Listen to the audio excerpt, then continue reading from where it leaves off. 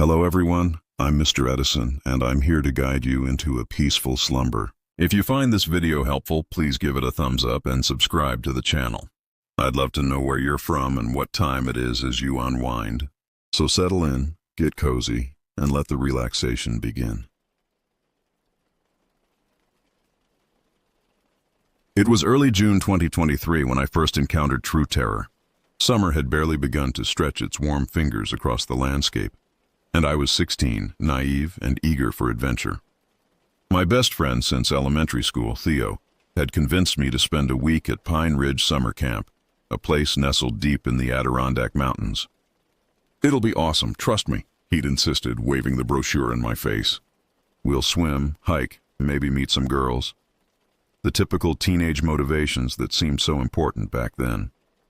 My parents dropped us off that Sunday morning, the gravel crunching beneath our car tires as we pulled into the sprawling campground. Pine Ridge looked exactly like those summer camps you see in movies. Wooden cabins arranged in neat clusters, a large central lodge with a stone chimney, trails leading off into dense forest, and a glittering lake visible through the trees. Parents milled about, helping unload duffel bags and sleeping bags, hugging reluctant teenagers goodbye. "You sure you want to do this?" my mom asked as she handed me my backpack. "A whole week is a long time." "I'll be fine," I assured her, trying to sound more confident than I felt. Truth be told, I'd never been away from home for more than 2 nights. But I wasn't about to admit that in front of Theo, who was already chatting with some other campers nearby. The camp director, a broad-shouldered woman named Ms. Winters, gathered everyone around the flagpole for orientation. She had the weathered face of someone who'd spent decades outdoors and spoke with an authoritative tone that immediately commanded respect. "Welcome to Pine Ridge," she announced. "Parents, please make sure you've signed all the consent and medical forms before you leave. Campers, once you're registered, you'll be assigned to cabins with your respective counselors." Registration was a tedious process of forms and name tags, but eventually, Theo and I were assigned to Cabin 7, along with 8 other boys around our age. Our counselor's name was Vincent, and this is where my memory first prickles with unease. Vincent wasn't what I expected in a camp counselor. While the others were energetic, outdoorsy types in their early 20s, Vincent was different. He was tall and unnervingly thin, with pale skin that suggested he avoided sunlight whenever possible. His hair was black, long, and perpetually looked unwashed, hanging limply around a gaunt face dominated by deep-set eyes. When he smiled, which was rare, it never reached those eyes. "Welcome to Cabin 7, he said, his voice oddly soft as we entered the rustic wooden structure that would be our home for the next week. "Choose any bunk except the one by the door." "That's mine." Theo immediately claimed a top bunk near the back window, and I took the one below him. The other boys, whose names I would soon learn were Ryan, Jake, Will, Cody, Ben, Gabe, Jason, and Troy, scattered to their chosen beds. Vincent watched us silently from the doorway, his thin arms crossed over his chest. There was something about the way he observed us, clinical, detached, that made my skin crawl.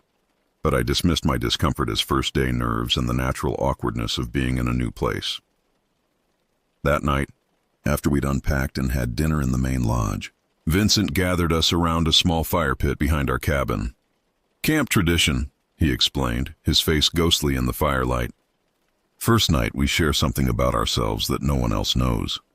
Something secret." The other boys shifted uncomfortably, exchanging glances. Vincent smiled that empty smile and added, "I'll start. Before I worked here, I spent 6 months in a psychiatric facility for observation."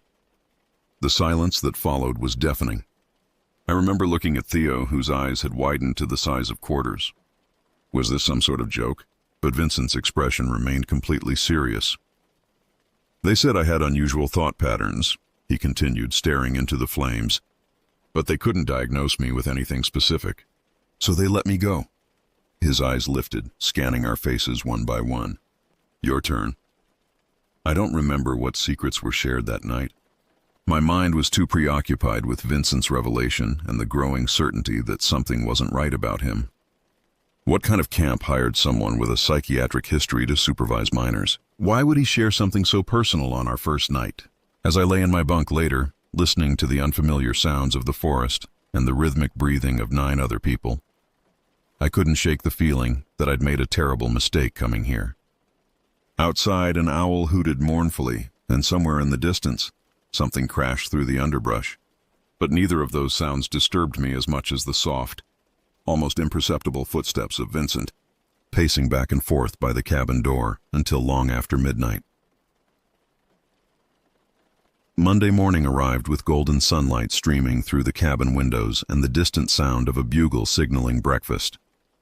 For a moment, I forgot about Vincent's strange behavior the previous night, caught up in the excitement of my first full day at camp.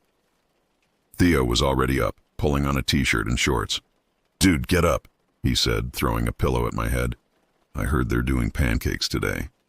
The main lodge was buzzing with activity, campers lining up for food, counselors directing traffic and answering questions, kitchen staff hustling behind the serving counter. I spotted Vincent sitting alone at the far end of a table, methodically cutting his pancakes into identical squares before eating each one individually. He didn't look up when we entered. After breakfast, Ms. Winters announced the day's activities: canoeing, archery, rock climbing, and swimming. We would rotate through them in our cabin groups. "I'm signing up for swimming first," Theo declared, heading toward the activity board. I followed, scanning the crowd for familiar faces from our cabin. That's when I first noticed her, a girl with auburn hair pulled back in a ponytail, laughing with a group of friends. As if sensing my gaze, she looked up, and for a brief moment our eyes met before I awkwardly looked away. "Her name's Ivy," a voice said quietly beside me, causing me to jump. Vincent had appeared at my elbow without making a sound. "She's in cabin 3, second year here." His eyes remained fixed on her for several uncomfortable seconds before he turned to me. "You should focus on activities, not girls. There's not enough time for both." His tone was neutral, but something in his expression, a tightness around his mouth perhaps, suggested disapproval. Before I could respond, he moved away to gather the rest of our cabin. Our first activity was canoeing. The lake was calm that morning, its surface a mirror reflecting the surrounding pines and the cloudless blue sky. Vincent paired us up in assigned canoes but opted to stay on shore himself. "I'll watch from here," he said, settling onto a rock with a clipboard. "Someone needs to make sure none of you drown." Theo and I paddled out to the middle of the lake, far enough that Vincent became a small, dark figure on the shoreline. "So what's the deal with our counselor?" Theo asked, dipping his paddle lazily in the water. "That story last night about the psych ward, pretty weird, right?" "Definitely weird," I agreed, glancing back toward shore. Even from a distance I could feel Vincent's eyes on us. He gives off strange vibes. "Maybe he's just socially awkward," Theo suggested with a shrug. "Some of these outdoor types aren't great with people." I wanted to believe that explanation, but something told me there was more to Vincent than simple awkwardness. The way he moved so silently, how he watched people when he thought no one was looking, the calculated precision of his actions, it all seemed deliberate, rehearsed, as if he were playing a role he hadn't quite mastered. The rest of the morning passed without incident. Vincent remained distant but functional, giving instructions and keeping time. At lunch, I managed to position myself at a table where I could see Ivy, gathering my courage to talk to her. But as soon as I stood up with my tray, Vincent materialized beside me. "Time for archery," he said flatly. "Let's go." At the archery range, Vincent transformed. What had been detachment became intense focus as he demonstrated proper technique. His hands moved with surprising grace as he nocked an arrow, drew back the bowstring, and released. The arrow hit the center of the target with a solid thunk. "The key is to become one with the arrow," he told us, his voice taking on an animated quality I hadn't heard before. "Visualize its path. Feel the tension in the string as an extension of your own muscles." He moved among us, correcting our stances and grips. When he reached me, his cold fingers adjusted my elbow, lingering a moment too long. "You need to relax," he murmured, standing close enough that I could smell something medicinal on his breath. "Your fear is visible in your posture." I wanted to ask what he meant by that. I wasn't afraid of archery, but something in his expression stopped me. His eyes held a knowing look, as if he could see straight through me to some truth I wasn't aware of myself. Later that afternoon, during free time, Theo and I explored the camp boundaries, discovering a small clearing with fallen logs arranged in a rough circle. "Perfect hideout," Theo declared, flopping down on one of the logs. We should come back here at night, maybe bring some of the others. I was about to agree when I noticed something carved into the log beside me, a series of crude stick figures with exaggerated limbs. They appeared to be running from a larger, more angular figure. The carving was fresh, the exposed wood still light against the weathered surface. Hey, check this out, I called to Theo, running my finger over the etching. Probably some kids from last year, he said without much interest. Or maybe one of the younger cabins this year. But something about the carving disturbed me. The fleeing figures conveyed such panic, such desperation in their simple lines. And the pursuing figure, there was something familiar about its elongated form. As we headed back toward camp for dinner, I couldn't shake the feeling that we were being watched. Twice I turned suddenly, thinking I'd catch someone following us. But the trail behind us remained empty. Yet the sensation persisted. Eyes tracking our movements through the dense undergrowth, monitoring, assessing. Did you hear that? I asked Theo after a particularly loud rustle in the bushes. Probably just a squirrel, he said, though he quickened his pace slightly. This place has you jumpy. Perhaps he was right. Perhaps the isolation of the camp, combined with Vincent's oddness, was making me paranoid. But as we emerged from the tree line into the clearing where the cabin stood, I glanced back one last time and saw a shadow move between the trunks. Too tall and too deliberate to be any kind of animal. That night, I lay awake long after the others had fallen asleep, listening to the sounds of the cabin. 9 different breathing patterns, some deep and regular, others punctuated by soft snores or mumbling. But I counted only 9.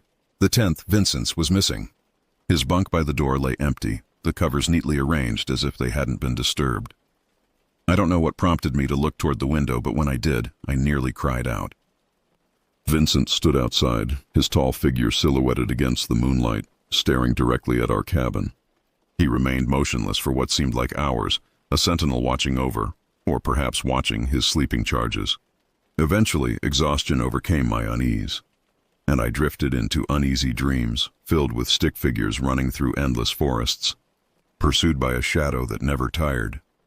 Tuesday brought clouds and a chill that hadn't been present the day before. The mountains surrounding Pine Ridge seemed closer somehow, more imposing under the gray sky. A light mist hung over the lake, giving the entire camp an isolated, otherworldly feeling. Vincent was already up when we awoke, sitting on his bunk fully dressed, writing in a small black notebook. He snapped it shut as soon as the first boy stirred. "Morning hike today," he announced without preamble. "Dress warmly." At breakfast, I noticed dark circles under his eyes, as if he hadn't slept at all. His movements were slightly more jerky than usual, his gaze more intense as it swept across the dining hall. When he caught me watching him, his lips twitched in what might have been an attempt at a smile. "Sleep well?" he asked, though something in his tone suggested he already knew the answer. I nodded, not trusting myself to speak. Had he seen me watching him through the window last night? Had he been there specifically so I would see him? The questions churned in my stomach, spoiling my appetite for the eggs and bacon on my plate. The morning hike took us along a narrow trail that wound up into the hills behind the camp. Vincent set a brisk pace at the front of our group, occasionally stopping to point out a plant or rock formation in a monotone voice that suggested he was reciting from a script rather than sharing genuine interest. "Red trillium," he said, crouching beside a 3-petaled flower, also known as wake robin or stinking Benjamin. Native Americans used it as a birthing aid. He looked up at us, his expression blank. It's also highly toxic if ingested improperly. Just 1 gram of the rhizome can cause vomiting, diarrhea, and potentially death. The casual way he mentioned death sent a shiver through me. Throughout the hike, Vincent seemed to focus exclusively on the dangerous or poisonous aspects of nature. Which mushrooms could stop your heart? Which plants could cause painful blisters? Which innocent-looking berries could paralyze your respiratory system? "Dude's like a walking death encyclopedia," Ryan whispered to me as Vincent lectured about the various ways the eastern timber rattlesnake could kill a person. "It's weird," I agreed, like he's trying to freak us out. "Or giving us ideas," Ryan added with a nervous laugh that died quickly when Vincent's head swiveled in our direction. his eyes narrowing slightly. The trail eventually led to an overlook with a view of the entire camp below, the cluster of cabins, the main lodge, the lake now partially obscured by mist. Vincent instructed us to take a break, drink water, and appreciate the perspective. As the others chatted and rested, I wandered a few yards away, seeking a better vantage point. The ground dropped off sharply beyond some rocks, creating a small cliff face that wasn't visible from the main trail. As I peered over the edge, something caught my eye, a small cave or crevice in the rock face below. And something moved inside it. Something pale. I leaned forward, trying to get a better look, when a hand clamped down on my shoulder with surprising strength. I nearly lost my balance, my heart leaping into my throat. "Dangerous," Vincent said, pulling me back from the edge. His fingers dug into my shoulder painfully. "One slip and we'd be scraping what's left of you off those rocks." He kept his hand in place as he leaned forward slightly, his eyes scanning the cliff face below. When he straightened up, his expression had changed, hardened somehow. "Stay with the group," he said flatly. "No wandering." For the remainder of the hike, Vincent positioned himself behind me, allowing the other boys to lead the way back to camp. I could feel his presence like a physical weight, his eyes boring into my back.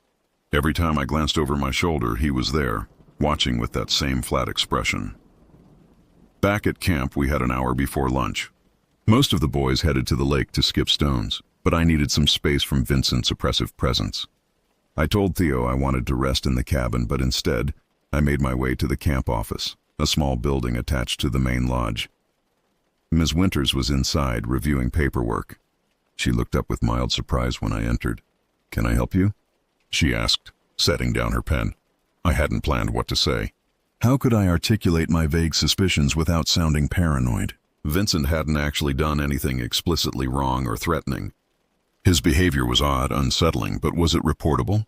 I was just wondering, I began hesitantly, about our counselor. "Vincent." "Miss." Winter's expression shifted slightly, a brief tightening around the eyes that vanished so quickly I might have imagined it. "What about him?" "How long has he worked here?" I asked, trying to sound casual. "This is his second summer," she replied, her tone measured. "He came highly recommended from Lakeside Camp in Vermont." "Oh, that wasn't what I expected." "And he's qualified?" "For working with teenagers, I mean." Ms. Winters folded her hands on the desk, studying me with new interest. "Vincent passed all the necessary background checks and certifications, if that's what you're asking." "Is there a specific concern you'd like to share?" I hesitated. Put into words, my feelings about Vincent seemed childish, based more on instinct than evidence. "He just seems intense, different from the other counselors." "Different doesn't mean unqualified," Ms. Winters said, her tone softening slightly. "Vincent has his own approach to mentoring, but he's excellent at maintaining safety and order. Some of our most positive feedback last year came from his cabin." I nodded, not entirely reassured but unsure how to press further without revealing the extent of my discomfort. As I turned to leave, Ms. Winters called after me. "If there's ever a specific incident that concerns you, my door is always open," she said. The emphasis on specific was subtle but clear. Vague unease wasn't enough to warrant action. As I exited the office, I nearly collided with a figure standing just outside the door. Vincent, his arms crossed, expression unreadable. "Looking for something?" he asked, his voice eerily calm. "Just checking the activity schedule for tomorrow," I lied, heart hammering in my chest. Had he heard my conversation with Ms. Winters? "Interesting," he said, drawing out the word. "Since the schedule is posted on the board by the dining hall, not in the office." Before I could formulate a response, the lunch bell rang, saving me from having to explain further. Vincent gestured toward the dining hall with an exaggerated sweep of his arm. "After you," he said, the ghost of a smile playing at the corners of his mouth. "Wouldn't want you to miss lunch. You'll need your strength for this afternoon's activities." Something in the way he emphasized strength made my stomach clench. As I walked ahead of him toward the dining hall, I could feel his eyes on me, calculating, assessing. Whatever suspicions I had about Vincent, I was now certain of one thing. He had similar suspicions about me, and in this isolated environment, far from home and under his authority, that realization terrified me more than any strange behavior he had exhibited thus far. Wednesday afternoon brought brief respite from Vincent's constant presence. After lunch, the cabin groups were split up for specialized activities based on individual preferences. I had signed up for nature photography, hoping it would give me some time alone to clear my head and process everything that had happened. Theo chose rock climbing instead, leaving me on my own for the first time since we'd arrived at Pine Ridge. The photography group was small, just 6 of us plus a counselor named Ben, a cheerful guy with sun-bleached hair and the perpetual tan of someone who lived outdoors. His easy manner and genuine enthusiasm were a stark contrast to Vincent's clinical detachment, making the difference all the more obvious. Ben led us to a trail that followed a small river feeding into the lake. "The light here is perfect this time of day," he explained, adjusting settings on his own camera. "And there's tons of wildlife if you're patient." We spread out along the riverbank, each seeking our own subjects to photograph. I wandered farther downstream, relieved to be away from constant supervision and the growing tension in Cabin 7. The sound of running water soothed my frayed nerves, and for the first time in days I felt myself relaxing. I was crouching to photograph a cluster of wildflowers when I heard someone approach from behind. Turning, I expected to see Ben checking on my progress. Instead, I found Ivy, the auburn-haired girl from the dining hall, camera in hand. "Sorry," she said, offering an apologetic smile. "Didn't mean to startle you." Ben said we could spread out as long as we stayed within sight of the river. "No problem," I replied, surprised at how steady my voice sounded despite the sudden acceleration of my heartbeat. Up close, I could see that her eyes were hazel, flecked with gold in the dappled sunlight filtering through the trees. "I've seen you around," she continued, stepping closer to examine the flowers I'd been photographing. "You're in Cabin 7, right? With Vincent?" Something in her tone when she said Vincent's name caught my attention. A slight hesitation, perhaps, or a subtle change in pitch. "Yeah," I confirmed, watching her expression carefully. "Do you know him?" Ivy straightened, her gaze shifting to the river. "Not really. He was here last summer too, but he mostly kept to himself." She paused, seeming to choose her words carefully. Some of the girls thought he was intense. "That's one way to put it," I said, grateful for the opportunity to discuss Vincent with someone who might share my concerns. "He's definitely different from the other counselors." Ivy nodded, absent-mindedly tucking a strand of hair behind her ear. "There was an incident last year," she said, her voice lowering slightly even though no one else was within earshot. "Nothing official or anything, but this girl in my cabin, Amber, said she woke up one night and saw him standing at the window of our cabin, just watching." The hair on the back of my neck stood up as I remembered Vincent's silhouette outside our cabin window. "Did she report it?" To who? "Ms. Winters? She thinks Vincent walks on water. Besides, what would she say? I think I saw a counselor outside at night." "It's not exactly criminal." Ivy sighed, then forced a smile. "Anyway, I'm probably being dramatic. Camp breeds ghost stories, right?" I wanted to tell her about everything I'd observed. Vincent's night wanderings, his fixation on death and danger, the cave in the cliff face, his reaction when I visited the office, but something held me back. Saying it aloud would make it real, would transform my nebulous unease into concrete accusations. And if Vincent had already noticed my suspicions, drawing Ivy into it might put her at risk as well. Instead, I suggested we move farther downstream, where the river widened into a small pool edged with smooth stones, a perfect spot for photography. As we walked, the conversation shifted to lighter topics: our schools, our hobbies, our reasons for coming to Pine Ridge.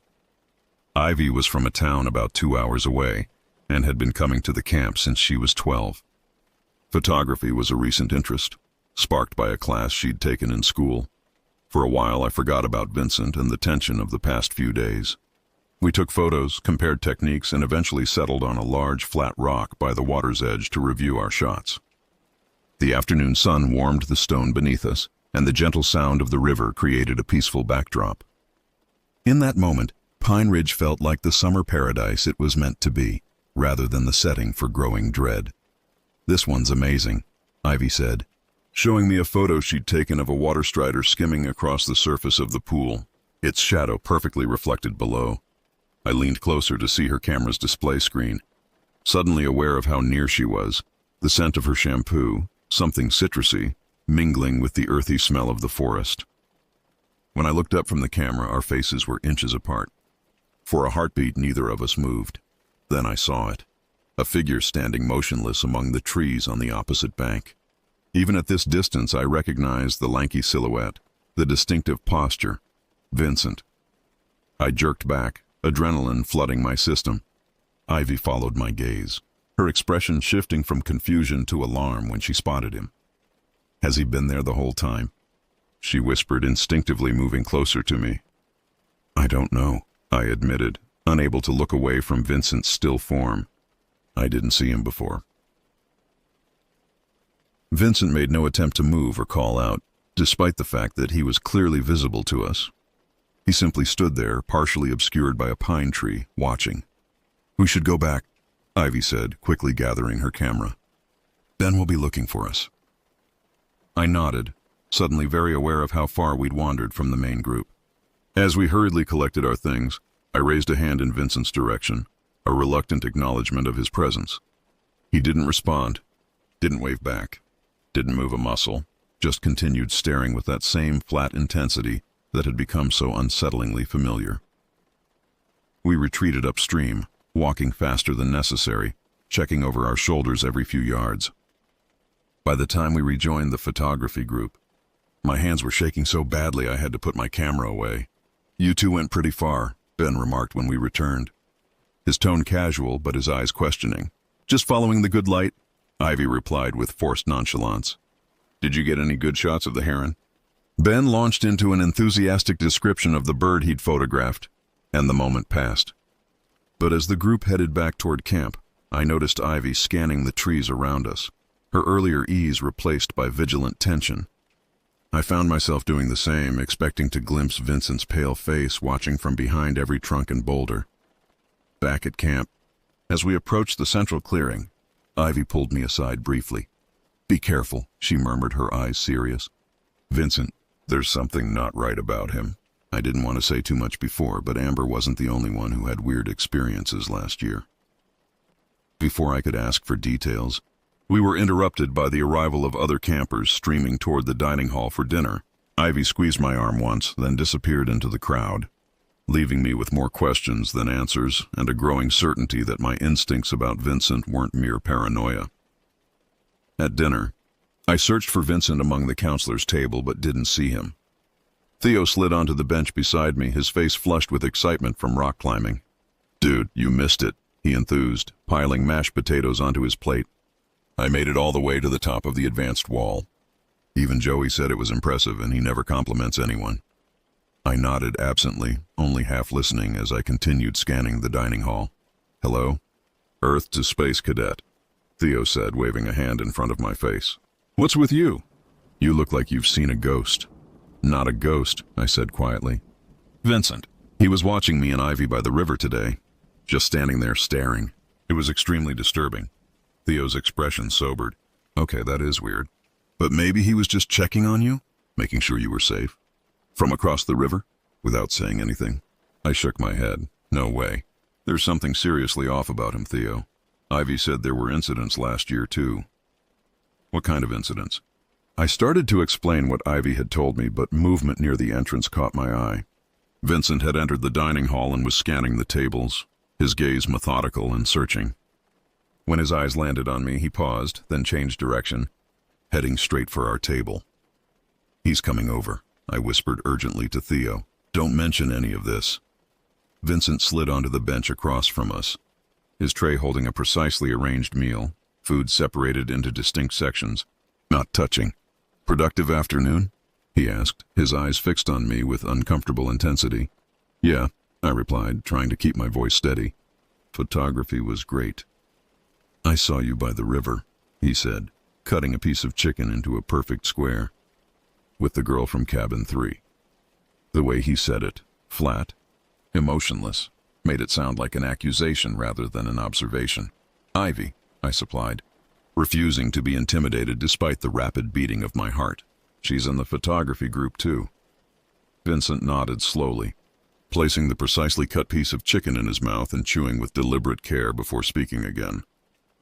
You went quite far downstream, he noted. Beyond the designated activity area.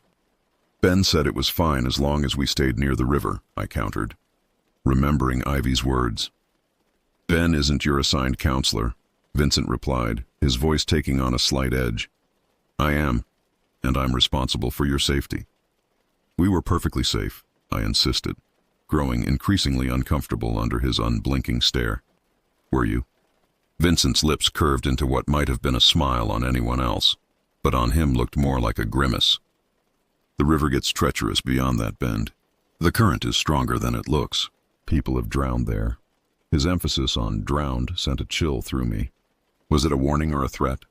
We were careful, I said, willing my voice not to shake. Vincent held my gaze for several long seconds before returning his attention to his food, methodically cutting another perfect square of chicken. Tomorrow's activity is survival skills, he said, changing the subject abruptly. Be prepared for extended time in the woods. Bring a water bottle and suitable footwear. He looked up, his eyes moving between Theo and me, and stay with the group at all times. It's easy to get lost out there if you wander off. The implied threat was unmistakable. As Vincent finished his meal and left the table, Theo leaned closer to me. Okay, he admitted in a low voice. That was definitely creepy. Maybe we should talk to Ms. Winters again, together this time. I nodded, but doubt gnawed at me. Ms. Winters had already dismissed my concerns once. Without concrete evidence, would a second complaint make any difference? And if Vincent found out we'd reported him again, what might he do? The dining hall suddenly felt too crowded, too loud. Through the windows, I could see darkness settling over the camp, transforming the familiar grounds into shadowy territory where anything might lurk. In less than an hour, we would be back in Cabin 7, trapped with Vincent through another long night. And I was becoming increasingly certain that Vincent had plans for us. Plans that had nothing to do with the official camp activities and everything to do with whatever dark impulses drove him to watch, wait, and isolate those who noticed his behavior. Thursday morning dawned with a heavy fog that clung to the camp like a shroud, reducing visibility to mere yards and muffling sounds. The effect was disorienting. Familiar pathways became mysterious, and the normal bustle of camp activity seemed distant and surreal. I had slept poorly, waking frequently to check that Vincent was in his bunk. He had been there each time I looked, lying unnaturally still with his eyes closed, though whether he was actually sleeping was impossible to tell. Once around 3 a.m. I thought I heard the soft scratch of pencil on paper, but when I cautiously raised my head to look, Vincent appeared motionless, the cabin dark and quiet save for the breathing of the other boys. Breakfast was a subdued affair. The fog had dampened everyone's spirits, and the announcement that most outdoor activities would be limited due to poor visibility didn't help. Instead of survival skills in the woods, our cabin would be confined to camp boundaries for the morning, participating in team-building exercises on the playing field near the lodge. Vincent seemed unusually agitated by the change in plans. He kept checking his watch and staring out the windows at the thick fog as if willing it to disperse. When Ms. Winters approached him with revised activity schedules, I overheard fragments of their conversation. Not safe conditions for what I had planned, Ms. Winters was saying. They need to learn to navigate in all conditions, Vincent responded, his voice tense. Controlling the environment defeats the purpose. Safety comes first, Vincent, Ms. Winters said firmly. We'll reassess after lunch if the fog lifts. Vincent's expression darkened, but he nodded stiffly and returned to our table, informing us of the change with obvious displeasure. The team-building exercises were standard camp fare, trust falls, human knots, blindfolded obstacle courses. Vincent observed rather than participated, standing at the edge of the field with his arms crossed, occasionally making notes in his black notebook. His mood seemed to deteriorate as the morning progressed, his few instructions delivered in clipped tones. During a water break, Jake, one of the quieter boys in our cabin, approached me while I was refilling my bottle at a drinking fountain. Hey, he said, glancing around to ensure no one was within earshot. Is it just me, or is Vincent extra weird today? Definitely not just you, I confirmed, relieved that someone else had noticed. He's been off all week, but today seems worse. Jake nodded, fidgeting with the hem of his t-shirt. Last night I got up to use the bathroom around 2, and I saw him sitting on his bunk just staring at us, not doing anything, just watching everyone sleep. He shuddered slightly at the memory, and when he saw that I was awake, he put his finger to his lips, like he was telling me to be quiet. It really freaked me out. A cold weight settled in my stomach. Have you told anyone else? No, Jake admitted. I thought maybe I was overreacting, or that I dreamed it. You didn't, I assured him, then hesitated before adding, there's more. He's been following me, watching me when he thinks I don't notice. And there was this incident by the river yesterday. I quickly recounted what had happened with Ivy, watching Jake's expression shift from concern to alarm. We should tell Ms. Winters, he said when I finished. All of us who've noticed weird stuff. She can't ignore multiple reports, right? I already tried, I said, explaining my earlier conversation with the camp director. She basically said Vincent is eccentric but qualified. Jake's face fell. So what do we do? There's still 3 more days until pickup. I'm working on it, I promised, though in truth, I had no plan beyond increased vigilance. For now, stick with the group, don't be alone with him, and tell me if you notice anything else strange. Jake agreed, and we rejoined the others for the final exercise before lunch. As we approached, Vincent's eyes locked onto us, narrowing slightly as if he sensed we'd been discussing him. He made a show of checking his notebook, then announced the next activity, a blindfolded challenge where one team member would guide their blindfolded partner through a series of obstacles using only verbal instructions. Jake and our photographer here will demonstrate first, Vincent declared, holding out a blindfold. The way he emphasized photographer made it clear this wasn't a random selection. Jake shot me a nervous glance as Vincent approached him with the blindfold. Actually, a voice interrupted. I need to borrow Jake for a moment. Ms. Winters had appeared at the edge of the field, clipboard in hand. We're rearranging some of the afternoon activities and I need to confirm his preferences. Vincent's jaw tightened visibly, but he nodded, redirecting his attention to me. It seems you need a new partner, he said, his voice deceptively mild. I'll guide you myself. A protest rose in my throat, but before I could voice it, Vincent was already securing the blindfold over my eyes. The fabric was thick, blocking all light and disorienting me immediately. I felt Vincent's cold hands adjusting the knot at the back of my head, pulling it tighter than necessary. Trust is essential in survival situations, Vincent said, his voice close to my ear. When you can't rely on sight, you must depend entirely on others to guide you safely. The emphasis on safely sent a chill down my back. As Vincent led me toward what I assumed was the obstacle course, his hand gripped my upper arm with unnecessary force. 3 steps forward, he instructed, his voice now coming from behind me. I complied hesitantly, arms outstretched for balance. Now right, 2 steps. I turned and stepped as directed, acutely aware of how vulnerable I was. The sounds of the other campers seemed to fade, as if Vincent had deliberately led me away from the group. Stop, he commanded sharply. I froze. There's a log in front of you. Step over it, lifting your foot high. I raised my foot cautiously, feeling nothing beneath it. Had I cleared the obstacle? Before I could ask, Vincent spoke again, his voice suddenly much closer. You didn't visit the office again yesterday, he said, the non sequitur catching me off guard. After our chat by the river, I thought you might have more concerns to share with Ms. Winters. My mouth went dry. No, I managed. No concerns. Good, Vincent replied, and I could hear the smile in his voice, though I couldn't see it. Because concerns can be dangerous, especially unfounded ones. Where's the next obstacle? I asked, desperate to redirect the conversation. Patience, Vincent said. Before we continue, I want to make something clear. I've noticed you watching me, just as I watch you. It's what counselors do, observe, assess, identify potential problems before they arise. His hand returned to my arm, fingers pressing into the same spot where he'd gripped me before. I would later discover bruises there, 5 distinct fingerprints marked on my skin. But your observations are incomplete, he continued. You see only fragments without context. It leads to misunderstandings. I began, but Vincent cut me off. 3 steps left, then duck, he ordered, abruptly resuming the exercise. I complied, still unsure what obstacles I was avoiding, if any existed at all. Now reach out in front of you. There's a rope hanging. Grab it and use it to guide yourself forward. I extended my hands, finding nothing but air. I don't feel anything. It's there, Vincent insisted, his voice hardening. Reach farther. I stretched my arms to their full extent, still encountering nothing. A growing suspicion that there was no rope, perhaps no obstacle course at all, filled me with fresh anxiety. What was Vincent's goal here? I still don't... Because you're not trying, Vincent hissed, suddenly directly beside me. Your lack of trust is the problem? If you trusted me properly, you'd find what you're looking for.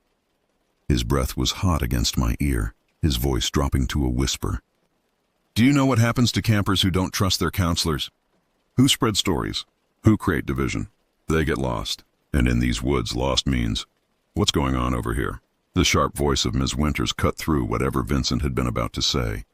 I tore off the blindfold to find we were indeed far from the main group, standing near the edge of the forest. The rest of Cabin 7 was visible in the distance, engaged in the actual obstacle course on the playing field. Vincent stepped away from me smoothly. Just demonstrating an alternative approach to the blindfold exercise, he explained, his demeanor shifting instantly to professional detachment.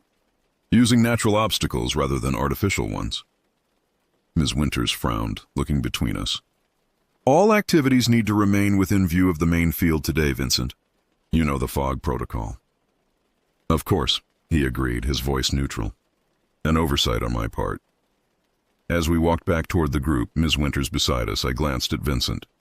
His expression revealed nothing, but there was a tension in his posture, a coiled energy that hadn't been there before.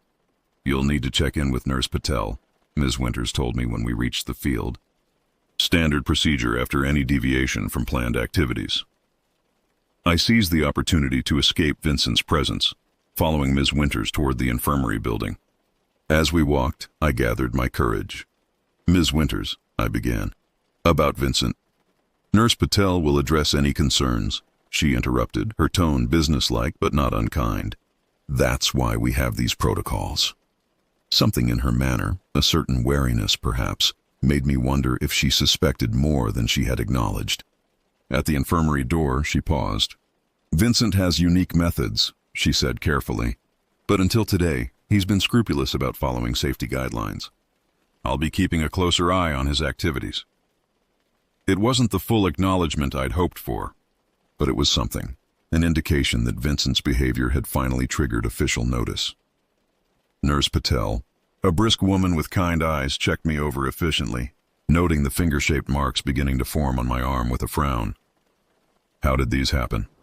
She asked, gently probing the tender skin. Vincent grabbed me during the blindfold exercise, I explained. He was guiding me. She made a note on her clipboard, her expression carefully neutral. And did he say anything unusual during this exercise? The direct question surprised me. He implied that campers who don't trust counselors get lost in the woods, I admitted, watching her reaction closely. Nurse Patel's pen paused momentarily, then continued writing. Anything else? I described the entire incident, including how Vincent had led me away from the group and the mind games with non-existent obstacles. With each detail, her frown deepened. Thank you for being thorough, she said when I finished. You're cleared to return to activities, but if you experience any discomfort or additional concerns, come back immediately. As I left the infirmary, I caught sight of her picking up a phone, her expression grave. A tiny flicker of hope ignited in my chest. Perhaps someone was finally taking the situation seriously. The fog had begun to lift by lunchtime, patches of blue sky visible through thinning mist. The improved weather brought a collective lifting of spirits among the campers, but I remained on edge, watching Vincent across the dining hall as he conferred with two other counselors, his manner subdued. I sought out Theo, who had been engaged in a different activity all morning, and filled him in on everything that had happened. His usual skepticism was gone, replaced by genuine concern. That's assault, he said, eyeing the marks on my arm. They have to do something now. I'm not sure they will, I replied, or at least not quickly enough. Something's happening soon, Theo.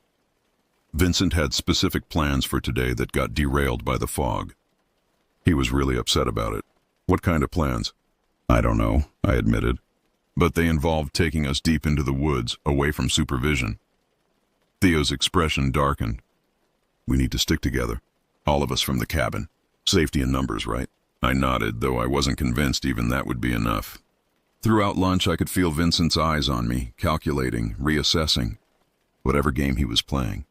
The rules had changed, and I had a sinking feeling that I had accelerated his timeline rather than derailed it.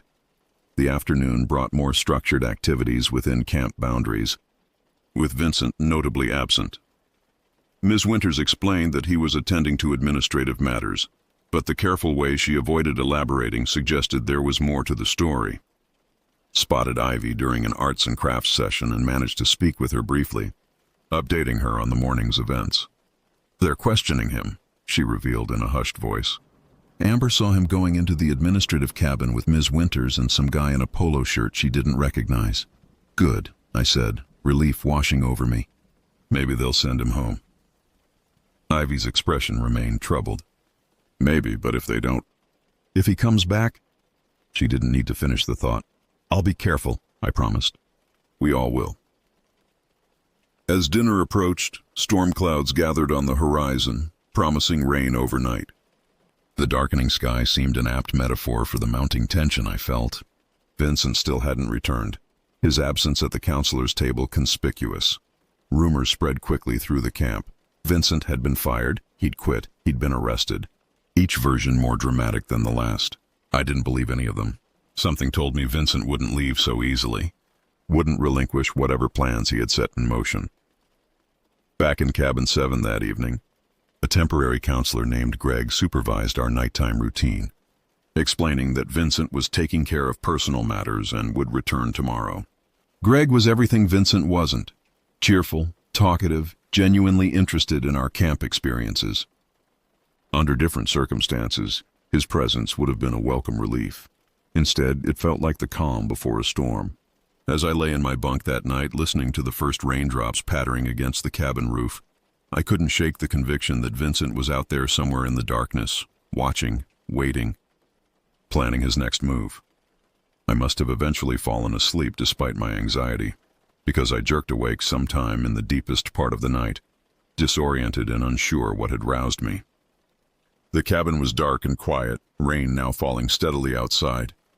Greg's gentle snoring came from Vincent's usual bunk by the door. Then I heard it, a soft, deliberate tapping on the window nearest my bed. 3 distinct taps, a pause, then 3 more. Frozen with fear, I stared into the darkness, barely breathing. The tapping came again, more insistent this time. Slowly, I turned my head toward the window, half expecting to see Vincent's pale face pressed against the glass. Instead, there was only darkness and the streaming rivulets of rain.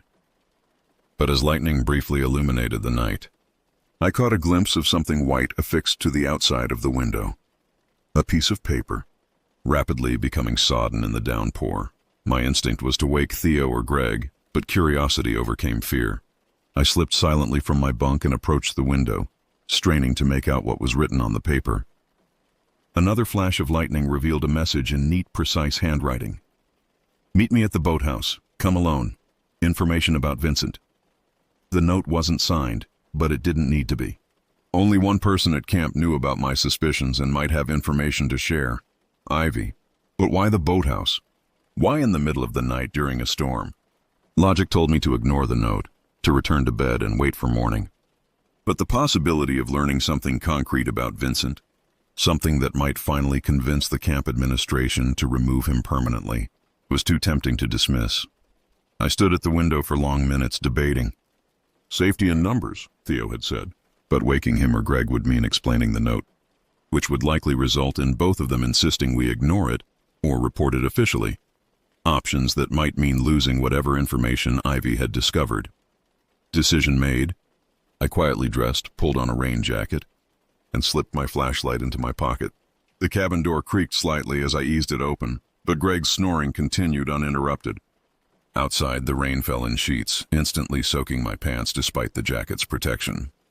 The path to the boathouse was dark and slippery, visibility reduced to mere feet ahead. This was madness, I told myself as I carefully picked my way down the muddy trail. What kind of vital information couldn't wait until morning? Yet I continued, driven by a mix of curiosity and the growing conviction that time was running out, that whatever Vincent had planned was imminent. The boathouse loomed ahead, a dark silhouette against the storm-lashed lake.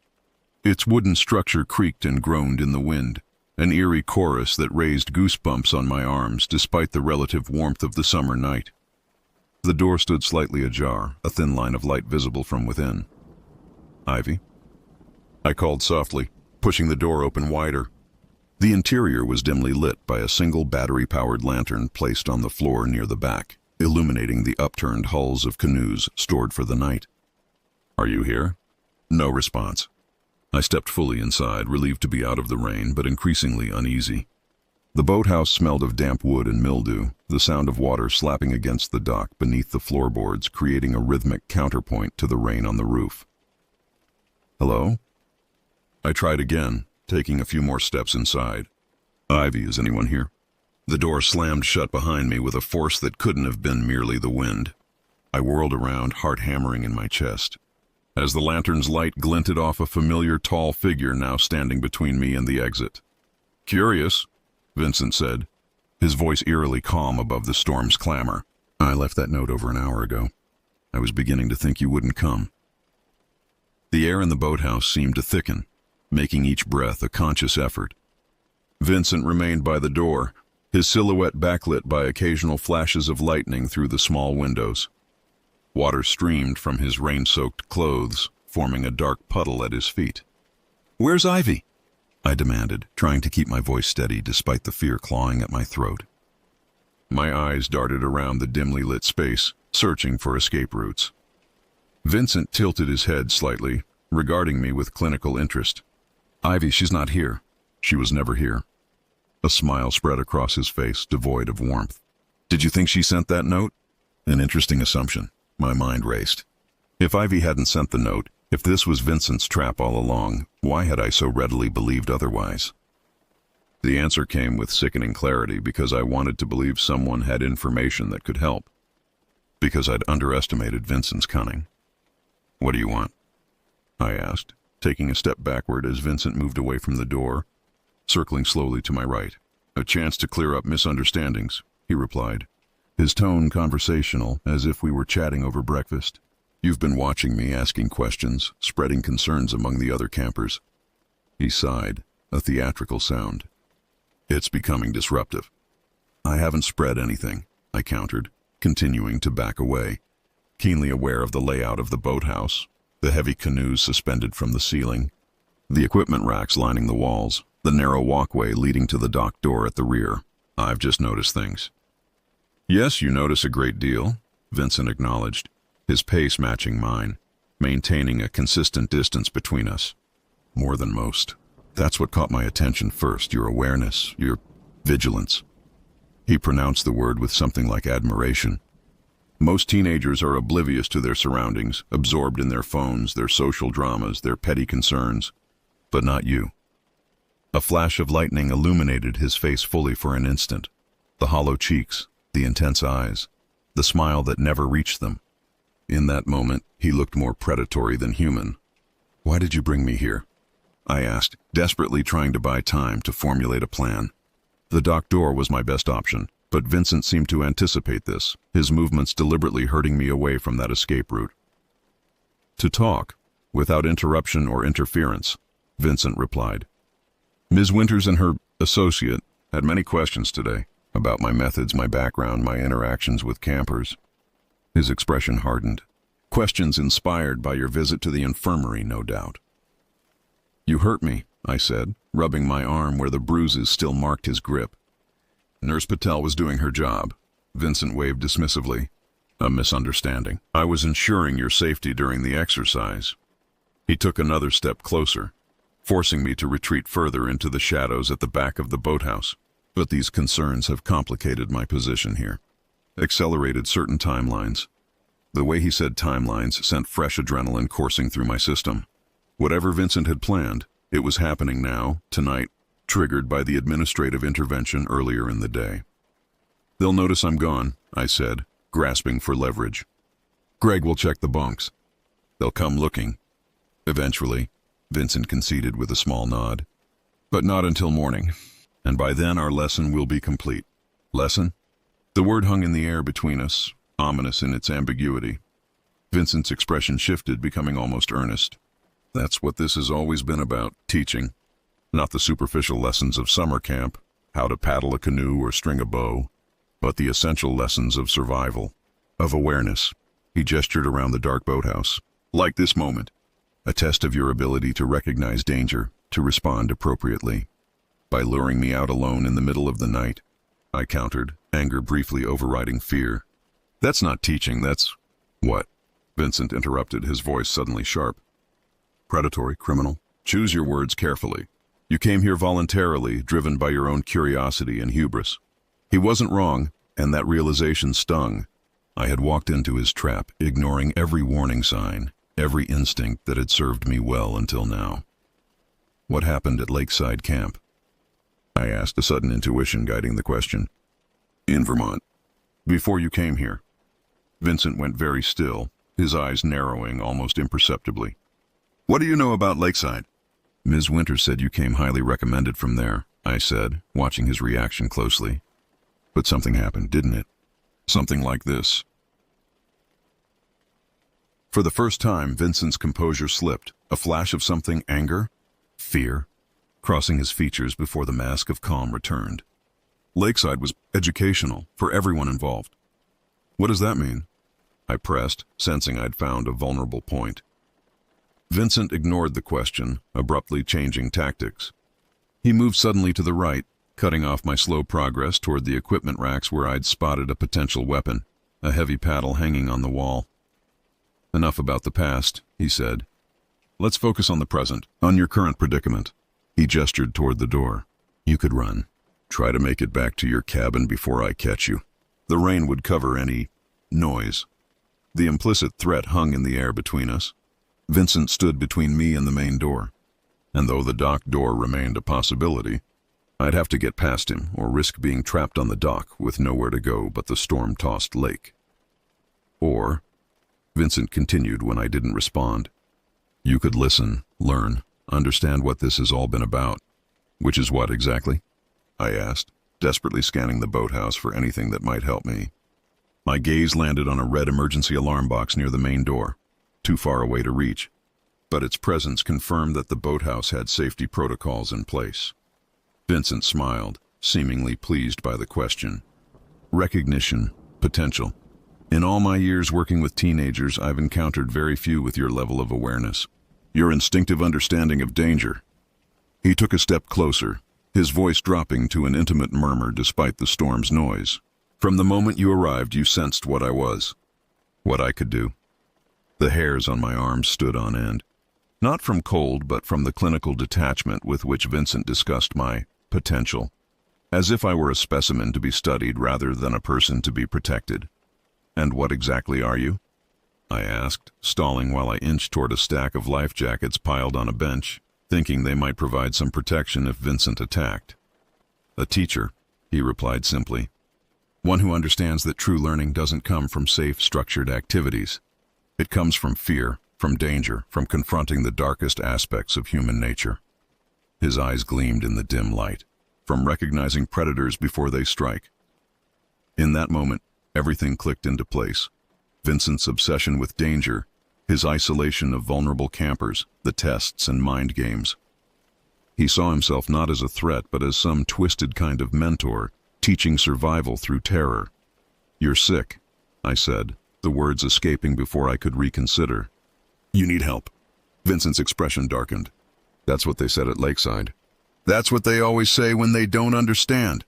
He moved suddenly, closing the distance between us with alarming speed. But you understand, don't you? You've felt it. The heightened awareness, the clarity that comes with fear. I've watched you these past days, seen how your senses have sharpened, how quickly you've learned to recognize threats. I backed away until I felt the rough wood of the wall behind me. Vincent stood less than an arm's length away now, his breathing quick and shallow with excitement or anger. I couldn't tell which. This isn't teaching, I insisted, desperately searching for words that might reach whatever rationality remained in his disturbed mind. Teaching is about trust, about safety, not whatever this is. Trust? Vincent scoffed. Safety? Those are illusions, comforting lies we tell children. The world isn't safe. It's full of people like me, watching, waiting, selecting. He leaned closer, his voice dropping to a whisper. And most people never notice until it's too late. But you noticed. From the beginning, you saw me. A plan was forming in my mind, not elegant, but born of desperate necessity. The heavy flashlight in my pocket, the emergency alarm by the door, the dock behind me. If I could momentarily blind Vincent, make a dash for the alarm. So what now? I asked, hand slipping into my pocket to grip the flashlight. What happens when your lesson is over? Vincent straightened, considering the question with apparent sincerity. That depends on you, on what you've learned, on whether you've earned the right to carry this knowledge forward. The implication was clear. If Vincent decided I hadn't learned properly, I wouldn't be leaving the boathouse at all. The storm would provide cover, the lake a convenient disposal site. My heart hammered painfully against my ribs as I realized the full extent of the danger I was in. And if I have learned? I managed to ask, fingers tightening around the flashlight. Then perhaps you become the teacher, Vincent replied, his expression brightening with an almost religious fervor. Perhaps you carry forward this understanding, this awareness. Perhaps. I didn't wait for him to finish. In one fluid motion, I yanked the flashlight from my pocket, switched it on, and shone the bright beam directly into Vincent's eyes.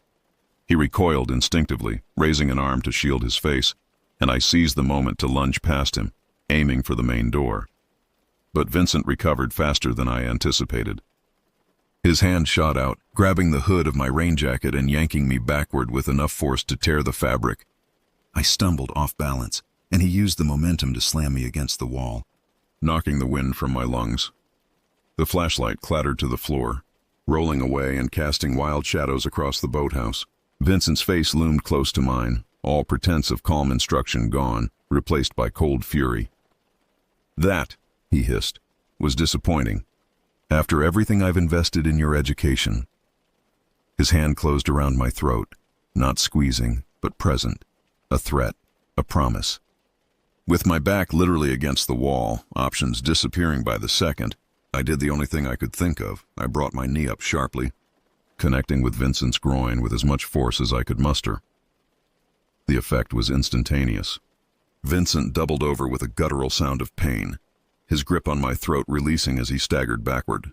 I didn't hesitate. I bolted for the door, yanking it open and throwing myself out into the storm. Rain lashed at my face as I ran, the muddy path treacherous underfoot.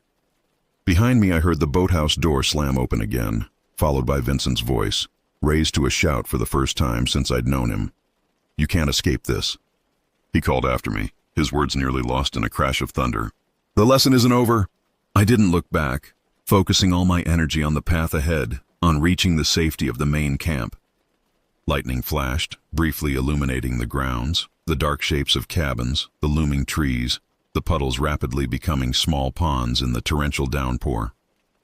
My lungs burned, my legs threatened to give out, but terror drove me forward. The lights of the main lodge appeared through the rain, a beacon of hope. Someone was still awake despite the late hour.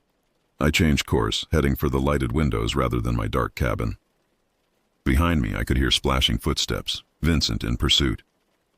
The lodge steps were slick with rain, and I nearly fell as I scrambled up them, throwing myself against the heavy wooden door. It didn't budge, locked. I pounded frantically, screaming for help over the storm's roar. Help! Please, someone help me! Vincent's figure emerged from the darkness at the base of the steps, moving with deliberate purpose despite his obvious pain. His face, illuminated by another flash of lightning, was transformed by rage, all pretense of the controlled counselor stripped away to reveal something feral beneath. No one can hear you, he called, starting up the steps. The storm's too loud. We can continue our lesson elsewhere. Desperation lending me strength, I ran along the lodge's covered porch, trying each window, looking for any way in. The third window yielded slightly, not locked. I forced my fingers into the narrow gap and pushed upward with all my might. The window groaned, then slid up enough for me to squeeze through. I tumbled into what appeared to be the lodge kitchen, knocking over a chair in the process. The noise seemed deafening after the constant roar of the storm. I scrambled to my feet, dripping water onto the linoleum floor, and rushed toward the door that would lead to the main hall. Before I could reach it, the door swung open, revealing a startled Ms. Winters in a bathrobe, a baseball bat clutched in her hands. "What on earth?" she began, then registered my soaked appearance, my wild eyes, my gasping breath. "What happened?" "Vincent," I managed between desperate gulps of air. "Boathouse. Trapped me. Tried to—" I couldn't finish, the reality of what had nearly happened hitting me all at once. Ms. Winters' expression hardened. She reached for a phone on the wall, dialing quickly. "Stay here," she instructed, her voice calm but authoritative. "Don't move." As she spoke rapidly into the phone, I sank to the floor, adrenaline ebbing to leave me shaking and nauseated. Through the window I'd entered, I could see the porch was empty, no sign of Vincent. Had he fled when he realized I'd gotten inside? Or was he still out there watching, waiting for another opportunity? The next hours passed in a blur. Security personnel arrived, followed by local police. I repeated my story multiple times. The note, the boathouse, Vincent's strange philosophy of teaching through fear, his threats, my escape. Somewhere in the midst of it all, dawn broke, the storm finally passing to leave a sodden, debris-strewn camp in its wake. They found evidence in the boathouse that corroborated my account, the lantern still burning, my broken flashlight on the floor, a torn piece of my jacket's hood. But of Vincent himself there was no sign. A search of his quarters revealed the black notebook, filled with detailed observations of multiple campers, not just me, but others he had identified as aware or potential candidates. Most disturbing were the final pages, where Vincent had outlined a graduation exercise scheduled for that night. Details vague but ominous, involving the boathouse, the lake, and tests of survival under extreme conditions. As morning fully arrived, parents were contacted, arrangements made for early pickups. Camp was effectively over, the idyllic summer experience shattered by the realization that a predator had been among us, hiding behind the facade of authority. Theo found me in the infirmary, where Nurse Patel had insisted I rest after giving my statement. His face was pale, his usual easygoing manner replaced by wide-eyed shock. "Is it true?" he asked, perching on the edge of the cot where I lay. "About Vincent? They're saying that he was planning to—" "It's true," I confirmed, too exhausted for euphemisms or sugarcoating. He had this twisted idea that he was teaching survival skills by creating real danger, by becoming the predator. Theo shook his head in disbelief. "And the police haven't found him?" "Not yet." The thought sent a chill through me despite the warm blanket Nurse Patel had provided. "They think he's long gone, that he ran when he realized I'd gotten away and raised the alarm." "But you don't believe that," Theo observed, reading my expression. I hesitated, then shook my head. "No, Vincent doesn't strike me as the type to just give up. Not when he was so invested in his lesson." Theo's hand found mine, squeezing gently. "Well, he can't get to you now. There are police everywhere, and our parents will be here in a few hours." I nodded, wanting to believe he was right. But as I looked out the infirmary window at the campgrounds, now crawling with authorities, I couldn't shake the feeling that this wasn't over. That somewhere Vincent was watching, evaluating my response, considering it part of his twisted curriculum. That feeling would stay with me long after we left Pine Ridge. Long after the police investigation concluded without finding Vincent. Long after the summer faded into autumn and life supposedly returned to normal. It would wake me from nightmares, prompt me to check locked doors and windows, make me search crowds for a tall, pale figure with dead eyes. Because Vincent had been right about one thing, I had learned. I had become aware in ways I never would have chosen. And I would never feel entirely safe again. The next 24 hours passed in a chaotic blur of police statements, tearful parents arriving to collect their shaken children, and news vans gathering at the camp entrance like vultures sensing carrion. My parents arrived by mid-afternoon, my mother's face white with terror, my father uncharacteristically silent as I was released into their custody. The drive home was mostly quiet.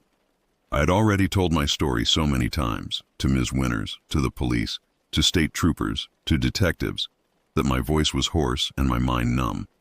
My parents respected this, limiting their questions to my immediate well-being rather than pressing for details of the night's events. "We're just glad you're safe," my mother said, reaching back from the passenger seat to squeeze my knee.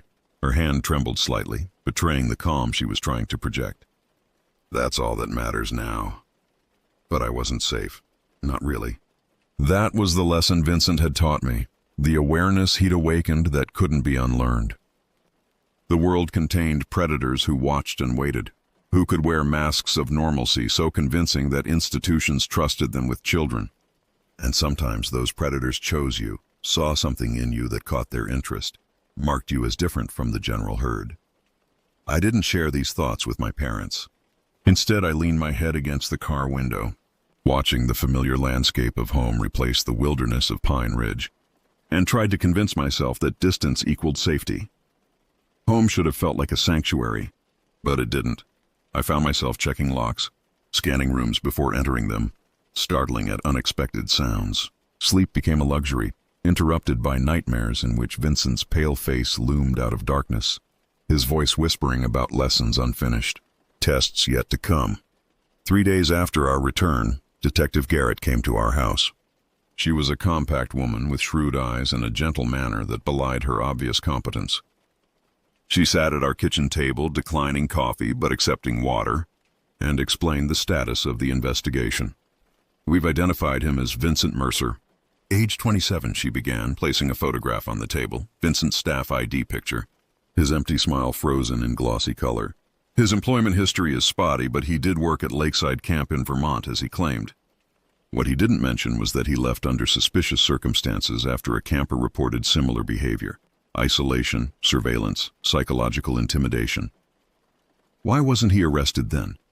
my father demanded, anger briefly overriding his usual restraint. Detective Garrett's expression tightened. The camper recanted his statement after Vincent confronted him privately. Without corroborating evidence or a complainant, the case was dropped. But Lakeside did terminate his employment. "So he just moved to another state and started over," my mother said, horror evident in her voice, "with a recommendation." "Not exactly," the detective clarified. "The recommendation Pine Ridge received was forged. Vincent created a paper trail that seemed legitimate enough to pass a standard background check, but not the deeper investigation we're conducting now." She turned to me, her voice gentling. "I know you're tired of telling this story, but I need to ask you about something specific. In your statement, you mentioned Vincent talked about potential candidates and seemed to think you had some special awareness. Can you elaborate on that?" I tried to organize my thoughts to convey the essence of Vincent's disturbing philosophy. "He said most people are oblivious to danger until it's too late, that they don't notice predators watching them." I swallowed hard, remembering his intensity in the boathouse. He seemed to think I was different because I noticed him, because I saw through whatever act he was putting on for everyone else. "And this recognition made you valuable to him somehow?" Detective Garrett pressed, watching me carefully. "I think he saw it as potential," I explained, struggling to articulate the concept. "Like he could shape me into something, turn me into someone like him, maybe." He talked about me becoming the teacher, eventually. A shadow passed over the detective's face, quickly suppressed. That aligns with what we found in his notebook and personal effects at the camp. Vincent appears to have developed an elaborate philosophy around identifying what he called naturally vigilant individuals and testing their responses to escalating threat scenarios. "Testing," my father repeated, his voice hollow. "You mean terrorizing?" "Yes," Detective Garrett agreed simply. "The notebook contains observations on multiple campers across 2 summers, but your son's entries were by far the most extensive and recent. Vincent seemed particularly fixated on his reactions. The knowledge that I had been under such close, calculated surveillance made my skin crawl anew. I thought of all the times I'd felt watched, all the moments when Vincent had appeared silently, observing from a distance. "Have you found him?" I asked, the question that had been haunting me since that night in the boathouse. Detective Garrett's hesitation was answer enough, but she replied anyway. "Not yet. We've issued alerts across multiple states, frozen his known accounts, and are monitoring all possible points of contact. But Vincent appears to have prepared for this contingency. He had a go bag ready in his vehicle, which we found abandoned about 20 miles from the camp, and likely had alternate identification prepared. So he could be anywhere, my mother said, voicing the fear we all shared. He could, the detective acknowledged.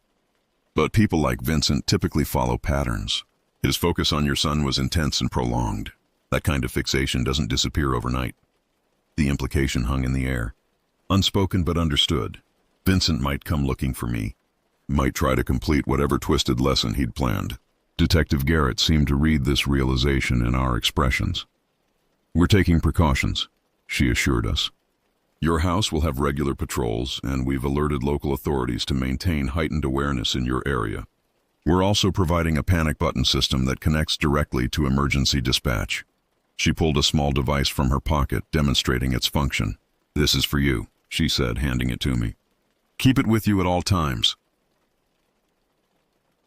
The small weight of the panic button in my palm should have been reassuring, concrete evidence that I was being protected, that systems were in place to keep me safe. Instead, it felt like confirmation of my deepest fear, that Vincent was still out there, that the danger hadn't passed with my escape from the boathouse. As Detective Garrett prepared to leave, she paused at the door, her professional demeanor softening slightly. "For what it's worth," she said, meeting my eyes directly, "what you did that night, recognizing the danger, escaping, raising the alarm, it likely saved other campers from becoming Vincent's targets. That kind of awareness, that instinct you have, it's not something he can claim or corrupt. It's yours, and it served you well." Her words stayed with me in the weeks that followed, a counterpoint to the fear that had become my constant companion. Perhaps there was value in the vigilance Vincent had tried to twist into something dark.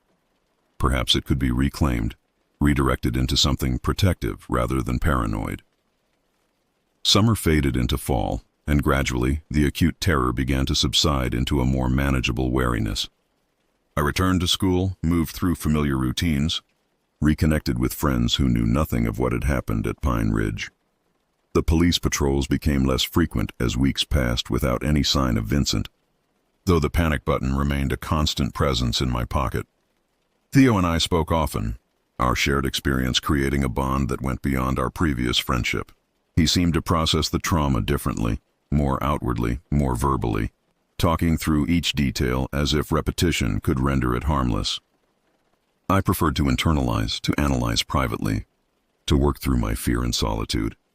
I also stayed in touch with Ivy, whose perspective as another of Vincent's observed campers helped me understand that his fixation hadn't been entirely unique to me. We compared notes, shared nightmares, and gradually built a fuller picture of Vincent's methodology across both summers he'd worked at Pine Ridge. "He started watching me last year," she told me during one of our video calls, her face serious on my laptop screen. "Nothing as intense as what you experienced, but the same pattern, appearing unexpectedly, asking strange hypothetical questions about survival, testing boundaries." "Why didn't you say something sooner?" I asked without accusation. Ivy shrugged, a helpless gesture. "For the same reason most people don't, I guess. It was weird but not definitively threatening. And without proof." She trailed off, then added, "Plus, there's that thing where you start to doubt yourself, to wonder if you're overreacting." I understood exactly what she meant. That self-doubt had nearly cost me everything in the boathouse. "The investigators found a list in his stuff," I told her, sharing information Detective Garrett had recently disclosed. "Names of campers he thought had potential. You were on it. So was Jake from my cabin." Ivy went quiet for a moment, absorbing this. "And you were at the top, I'm guessing." I nodded, the knowledge still unsettling despite weeks of trying to process it. Apparently I was his most promising student. Lucky me. "Not luck," Ivy countered firmly. "You saw him for what he was right away. That's why he focused on you, because you weren't an easy target. Because you challenged his control." There was some comfort in this perspective, that Vincent's attention had been drawn not by weakness but by strength, by an awareness he couldn't easily manipulate. It suggested that whatever he'd seen in me wasn't something to be ashamed of or suppressed, but rather something to be understood and directed purposefully. October brought the first significant development in the investigation. Detective Garrett called to inform us that Vincent's laptop had been recovered from a storage unit rented under a false name in a neighboring state. The contents were disturbing, extensive notes on his educational philosophy, detailed profiles of past students at various camps, and a journal documenting his own formative experiences. It appears Vincent himself was the victim of a similar predator in his youth, Detective Garrett explained during her follow-up visit. A camp counselor who singled him out for what he called special lessons in survival and awareness. The journal suggests Vincent came to identify with this mentor, to internalize his methods and expand upon them. He was recreating his own trauma, my mother murmured, the psychologist in her recognizing the pattern. In his mind, he was improving upon it, the detective confirmed, creating a more sophisticated system for identifying and testing what he called naturally vigilant individuals. Your son represented something of a culmination of this work, someone who detected the threat immediately but remained within reach, allowing Vincent to escalate his lessons more gradually than with previous subjects. The laptop yielded another crucial piece of information, evidence of recent online activity suggesting Vincent had fled to Canada immediately after the boathouse incident. Border authorities were alerted, international warrants issued, for the first time since that rainy night. I felt a tentative hope that Vincent might actually be caught, that the shadow hanging over my life might eventually lift. But even as external circumstances improved, my internal landscape remained altered. I had changed in ways both subtle and profound. I found myself instinctively noting exits in new environments, evaluating strangers with a depth of attention I'd never before possessed, creating mental maps of safe spaces and potential hazards wherever I went. In therapy, which my parents had insisted upon and which I had reluctantly come to value, I learned to channel these new instincts constructively, to distinguish between hypervigilance and healthy awareness. My therapist, Dr. Karim, helped me understand that trauma changes the brain's threat detection systems, heightening sensitivity to potential danger. The goal isn't to eliminate this awareness, she explained during one session. It's to integrate it in a way that enhances rather than diminishes your life, to find balance between caution and paralysis. Slowly, with practice and patience, I began to find that balance. The nightmares became less frequent. I could enter new spaces without immediately scanning for threats. I stopped checking the locks multiple times before bed. Small victories, but meaningful ones. November brought snow earlier than usual, transforming the world outside my window into something pristine and quiet. I was sitting at my desk working on a history assignment when my phone buzzed with a text from Detective Garrett, a request for my parents and me to come to the station at our earliest convenience. No explanation, just the simple request, but my heart immediately accelerated. At the station, Detective Garrett led us to a small conference room rather than her usual desk in the bullpen, a change that signaled the importance of whatever she had to share. "We have news," she began without preamble once we were seated. Vincent Mercer was arrested yesterday in Vancouver. He was using an assumed name, working as a private wilderness guide for teens. The relief that flooded through me was so intense it was almost painful, a physical sensation of release after months of sustained tension. My mother reached for my hand, squeezing tightly. "Is it definitely him?" my father asked, ever the pragmatist. "You're certain?" "Fingerprints and DNA confirm it," Detective Garrett assured us. "There's no doubt. He's in custody and will be extradited to face charges here." "What kind of charges?" I asked, finding my voice. "What will happen to him?" The detective's expression was carefully neutral. Multiple counts of endangering the welfare of minors, false imprisonment, assault, criminal threatening, identity fraud, and potentially attempted kidnapping. The prosecutor believes we have a strong case, particularly with the evidence from the laptop and your testimony. Will I have to see him again? The question slipped out before I could consider it fully, the fear that had lurked beneath all others. "Eventually, yes, if the case goes to trial," Detective Garrett acknowledged. "But that's months away, and we'll prepare you thoroughly if it comes to that. For now, Vincent is in custody and will remain there. He's not getting out on bail given the severity of the charges and the flight risk he represents." She slid a photograph across the table, Vincent's mugshot taken in the hours after his arrest. He looked thinner than I remembered, his hair shorter, but his eyes retained that same unsettling intensity, that same calculating assessment of the camera and whoever might be viewing the image he projected. "I thought seeing this might help make it real for you," Detective Garrett explained. Concrete evidence that he can't hurt you or anyone else now. I stared at the image, feeling a complex mixture of emotions: relief, vindication, lingering fear, and something unexpected: pity. Not for the man Vincent had become, but for the boy he once was, subjected to his own version of the terror he later inflicted. The cycle of trauma made visible in one damaged life. "Thank you," I said finally, pushing the photograph back toward the detective. "For finding him. For believing me from the beginning." "Believing victims is part of the job," she replied simply. "But for what it's worth, your account was always credible, detailed, consistent, corroborated by physical evidence and witness statements. You did everything right, from the moment you first noticed something was off about him." As we left the station, the weight that had pressed on my shoulders since that night in the boathouse felt marginally lighter. Vincent was in custody. The immediate threat had been neutralized. Justice would presumably be served through proper legal channels.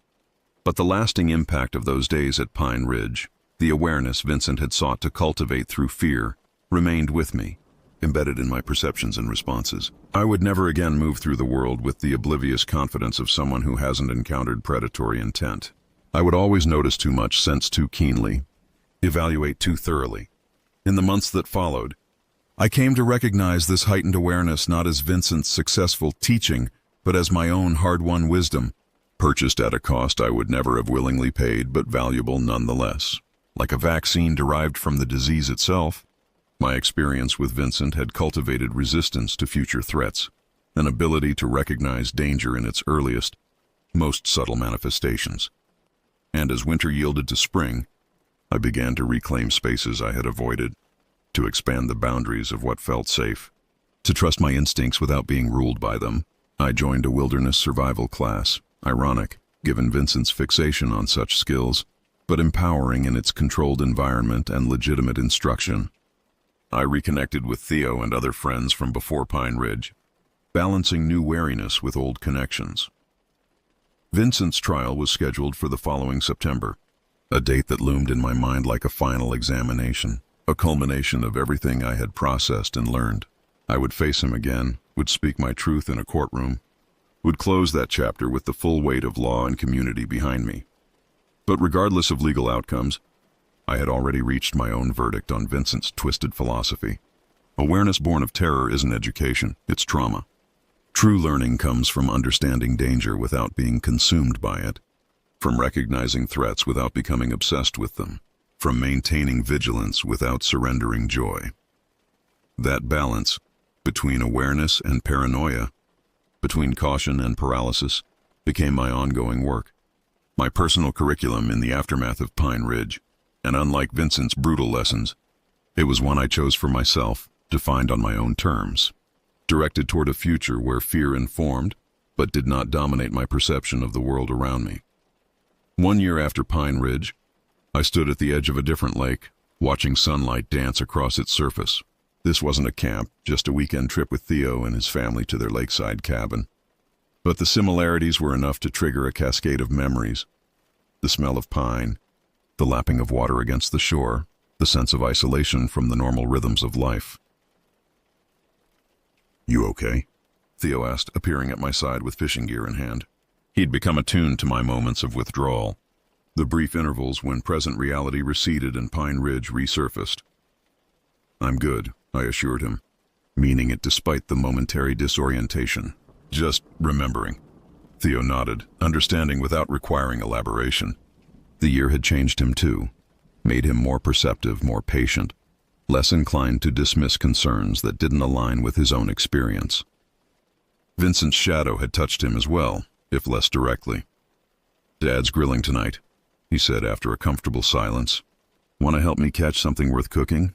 Or should we admit defeat and defrost the backup hamburgers?" The normalcy of the question, the easy humor, pulled me firmly back into the present. "Let's give it an hour," I suggested. "If the fish aren't biting by then, we surrender with dignity." As we settled into familiar positions on the small dock, casting lines into the clear water, I reflected on the distance I'd traveled since that night in the boathouse. Vincent's trial had concluded 2 months earlier, A surprisingly brief affair once his lawyers realized the strength of the evidence against him. He had accepted a plea deal, 15 years with no possibility of parole for 10, plus mandatory psychiatric treatment. I had been prepared to testify, had rehearsed my statement countless times with the prosecutor and victim advocates. But in the end, my in-person testimony wasn't needed. Vincent's own writings, the physical evidence, and the statements from multiple campers across several summers proved sufficient to convince both the court and his own legal team that fighting the charges would only result in a longer sentence. The only time I saw him in person was during the sentencing hearing, where victims were permitted to deliver impact statements. I had debated whether to attend at all, whether seeing Vincent again would undo months of healing and recovery. But ultimately I chose to go, not for closure, which I'd learned was more process than event, but for reclamation. To take back some small measure of power from the man who had tried to reshape me according to his distorted vision. Vincent had looked smaller in the courtroom than in my memory, diminished by the orange jumpsuit, by the circumstances that had stripped away his carefully constructed authority, but his eyes remained the same, moving over the assembled victims and families with that familiar clinical assessment, as if even here, even now, we remained subjects in his ongoing study of human fear responses. My statement was brief but direct. I spoke not of terror or trauma, though both were real and lasting, but of the perversion of teaching that Vincent had embodied. A true teacher, I had said, my voice steady despite the adrenaline coursing through my system, empowers students to grow beyond their limitations, to become more fully themselves. You sought the opposite, to break us down, to remake us in your image, to exploit our natural instincts for your own gratification. You called it education. The court recognizes it as abuse, and I recognize it as the desperate act of someone who can only feel powerful by making others feel powerless. Vincent's expression hadn't changed as I spoke. That same flat affect, that same empty smile, but something had flickered briefly in his eyes when I mentioned power. Recognition, perhaps, or the irritation of being so transparently understood by someone he had viewed merely as a subject, a potential protege. The judge had thanked me for my statement, and I had returned to my seat between my parents, trembling slightly but unbroken. Vincent had watched me the entire way, his gaze heavy with unspoken thoughts. It was the last time I would see him in person, though not the last time I would confront his influence in my life. Earth to daydreamer, Theo's voice cut through my reverie. You've got a bite. I snapped back to the present, feeling the telltale tug on my fishing line. The moment of distraction nearly cost me the catch, but muscle memory took over as I played the fish carefully, eventually landing a respectable bass that Theo's father would later declare almost worth the effort of cleaning. That evening, as we sat around a campfire beside the lake, something shifted subtly in my perception. The dancing flames, the darkening woods, the occasional distant sounds of wildlife, elements that might once have triggered hypervigilance and anxiety, instead created a backdrop of natural comfort. I was aware of my surroundings, yes, but not consumed by them. Present without being paranoid, Vincent would have called it regression, a return to the complacency he so despised.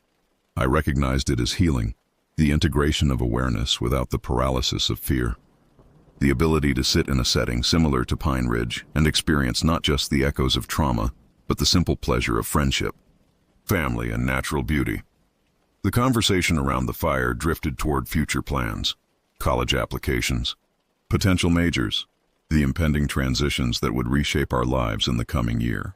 Theo's younger sister was peppering her parents with questions about campus tours, and I found myself genuinely engaged in the discussion, offering suggestions based on my own research. What about you? Theo's mother asked me during a lull. Have you decided on a major yet? The question was innocent, but it touched on something I had been considering privately for months, uncertain how to articulate it even to those closest to me. I'm thinking about psychology, I said, watching the flames rather than meeting anyone's eyes, maybe with a focus on trauma and resilience. The connection to my own experience hung unspoken in the air, but Theo's mother nodded thoughtfully. That's a growing field, especially with what we know now about how trauma affects the brain, how people recover from extreme experiences. Exactly, I agreed, relieved by her matter-of-fact response. I've been reading a lot about it this year. And it's fascinating how different people process the same types of events. How some develop PTSD while others show what they call post-traumatic growth. And which category do you fall into? Theo's father asked gently, the question more perceptive than I might have expected. I considered this, watching sparks rise from the fire into the darkening sky. Both, I think. At different times, different days. I paused, then added, I'd like to understand it better. Maybe help others navigate it someday. The conversation moved on, but that moment, the quiet articulation of a purpose that had been forming gradually over the past year, felt significant. Vincent had sought to mold me into a reflection of himself, to perpetuate his distorted philosophy through my education.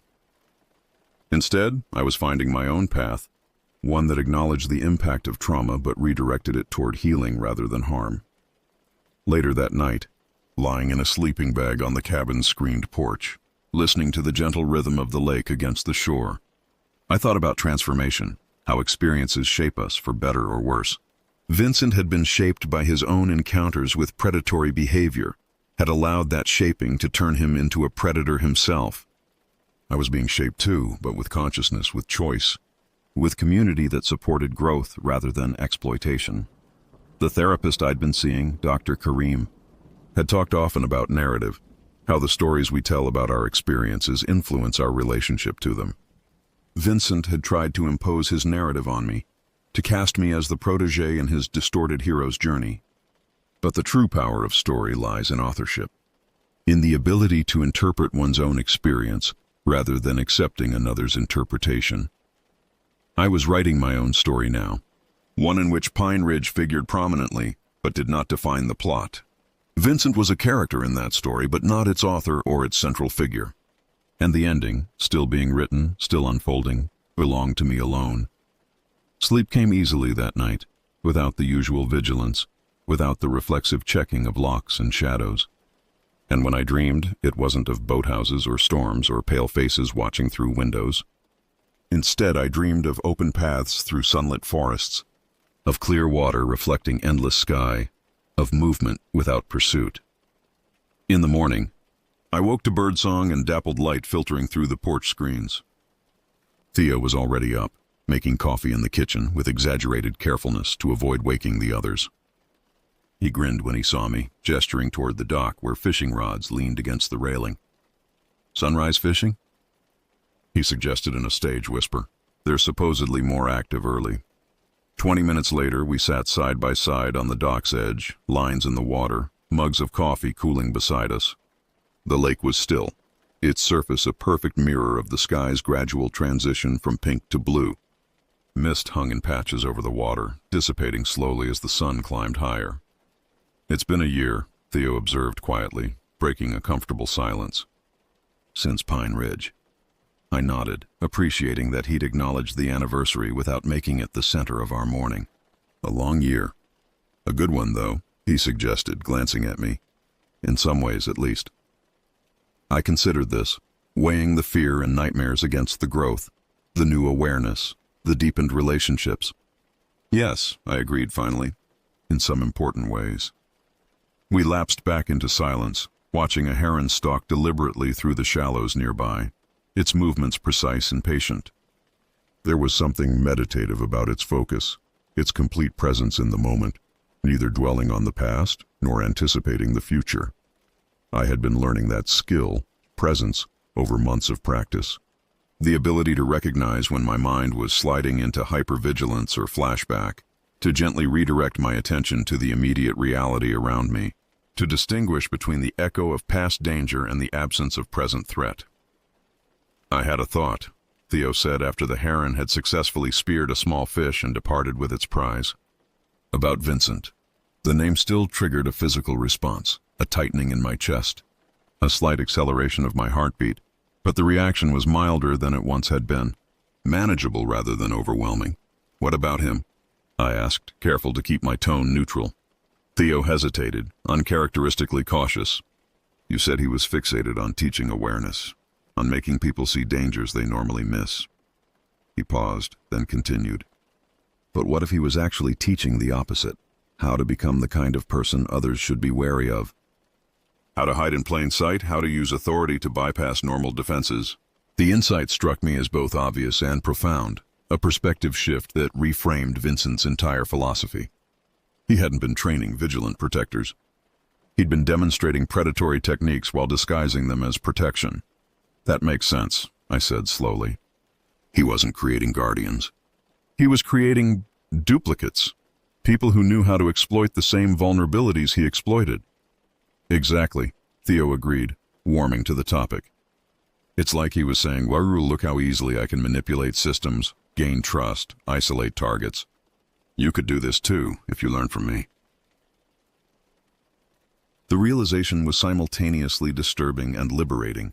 Disturbing in its implication of Vincent's true intentions, liberating in how completely it rejected the frame he had tried to impose on his teaching. So when I refused to become his student in that sense, I began. "You were actually demonstrating the real awareness he claimed to value," Theo finished. "The ability to recognize manipulation for what it is, to resist it rather than internalize it." We fell silent again, contemplating this reframing of the Pine Ridge events. A fish tugged at Theo's line and he reacted automatically, setting the hook and beginning the careful process of reeling it in. I watched, struck by the normality of the moment. The simple pleasure of sitting with a friend in early morning sunlight, discussing difficult truths while engaged in an activity as ancient and straightforward as fishing. This, I realized, was reclamation in its purest form. Not the absence of memory or the denial of impact, but the integration of experience into a life that remained fundamentally my own, neither defined by trauma nor ignorant of its lessons. Vincent would spend the next decade or more in prison, his movements restricted, his access to potential students severed. But even if he eventually re-entered society, he would find a changed landscape, camps with stricter hiring protocols, counselors subject to closer supervision, campers and parents more willing to report concerning behavior. His legacy, ironically, was the opposite of what he had intended. Instead of creating disciples who would carry forward his methodology, he had inadvertently strengthened the systems designed to prevent such exploitation. The awareness he claimed to value had indeed spread, not as hypervigilance or paranoia, but as institutional safeguards and educated caution. As Theo landed his fish, another bass, smaller than yesterday's but still respectable, I felt a sense of completion, of a circle closing. Not an ending exactly, but a milestone in an ongoing journey of recovery and growth. The Vincent chapter wasn't erased from my story, but it was no longer the chapter I was actively writing. "Nice catch," I said, helping Theo unhook the fish before he released it back into the lake. "Your dad will be impressed." "Nah, this one's too small for breakfast," Theo replied, watching the bass dart away into deeper water. "Better to let it grow bigger for next time." Next time. The simple phrase contained multitudes, the assumption of future visits, of continued friendship, of experiences that would build upon rather than merely repeat the past. The promise of growth and change, of moving forward without forgetting where I'd been.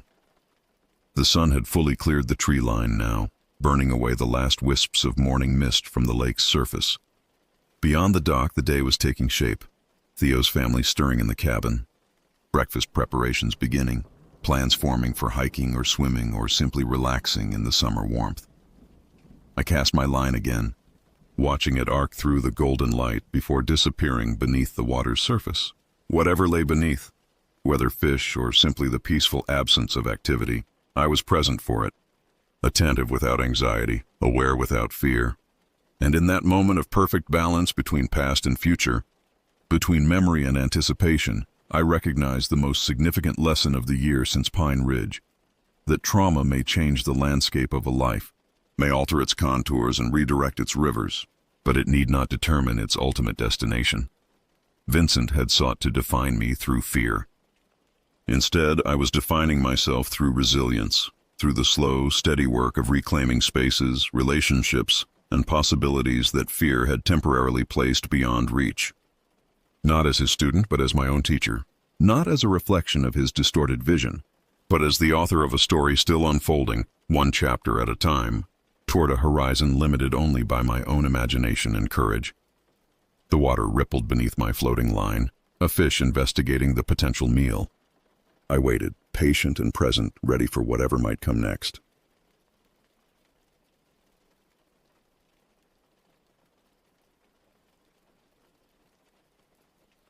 I've never told anyone the complete story of what happened that spring break when I was 14.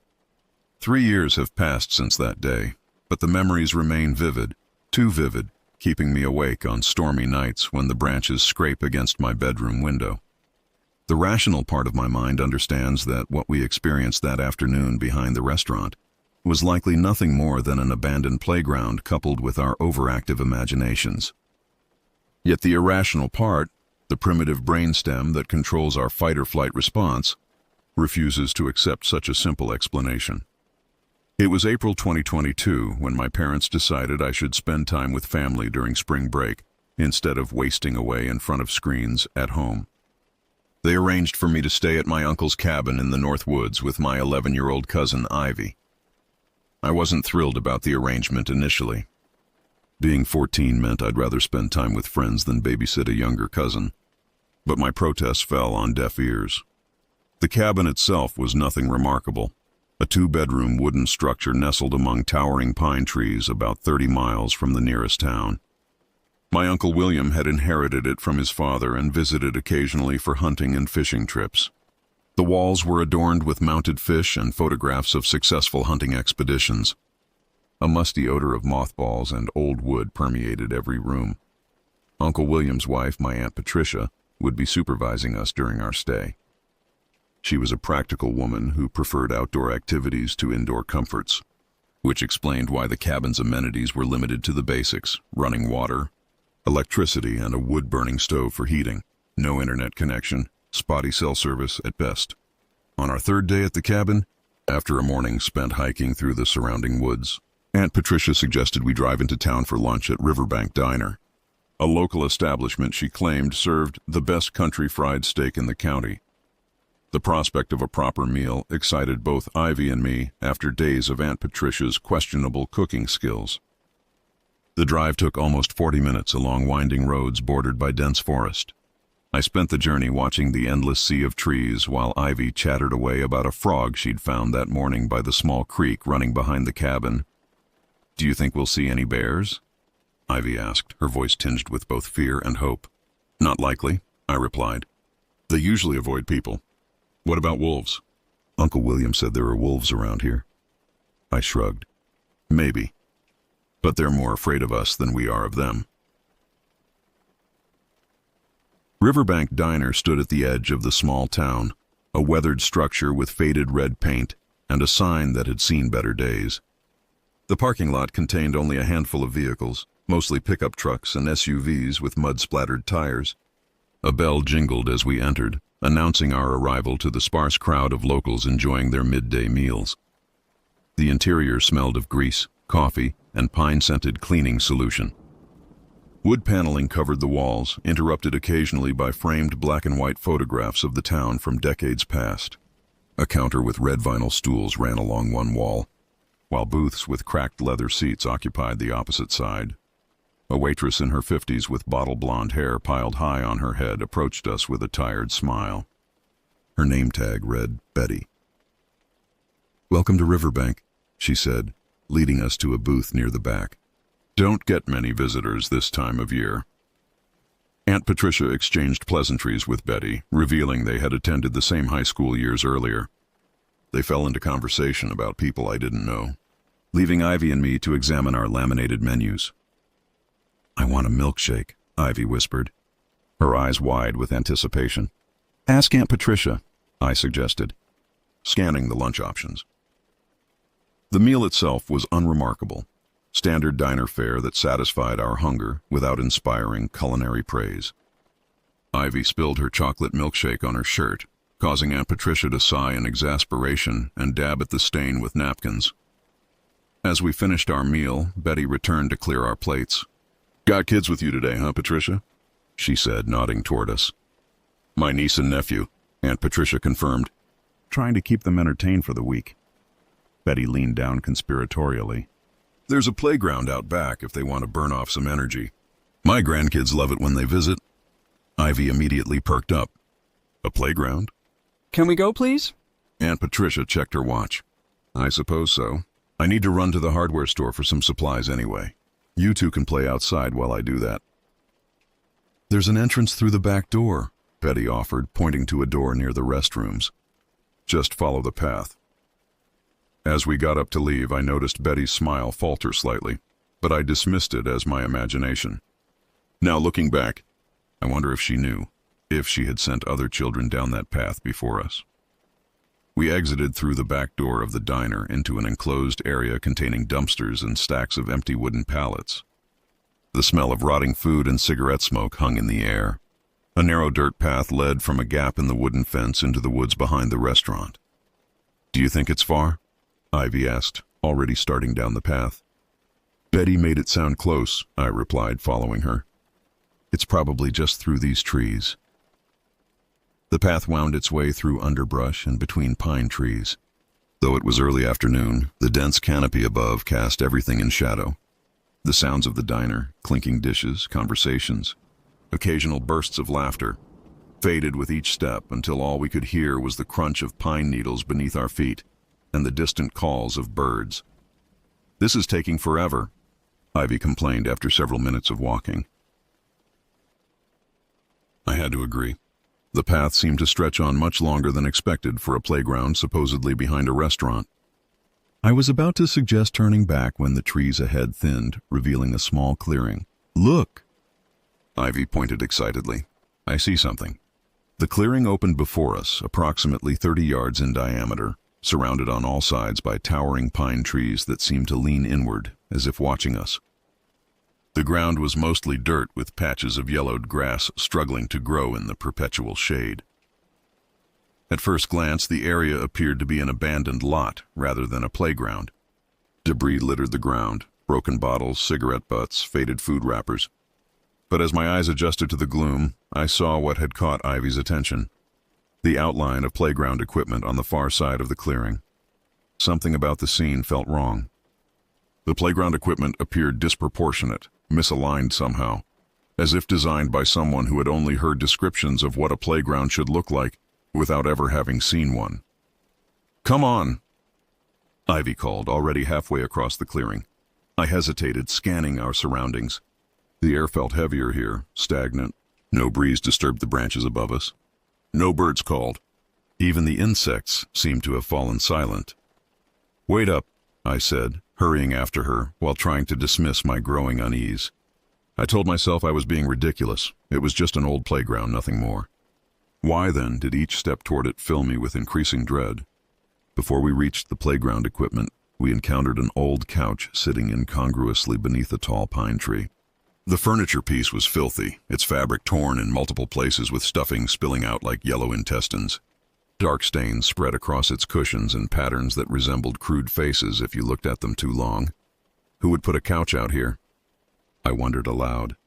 Ivy shrugged, already looking beyond it to the playground equipment. Maybe teenagers use it to hang out? The thought of people voluntarily spending time in this gloomy clearing disturbed me. I stepped around the couch, noticing empty beer cans and cigarette butts concentrated around it, supporting Ivy's theory. Beyond the couch stood what I presumed to be the playground Betty had mentioned. A rusted swing set with 2 remaining swings, the third chain dangling empty, stood beside a metal slide with peeling green paint.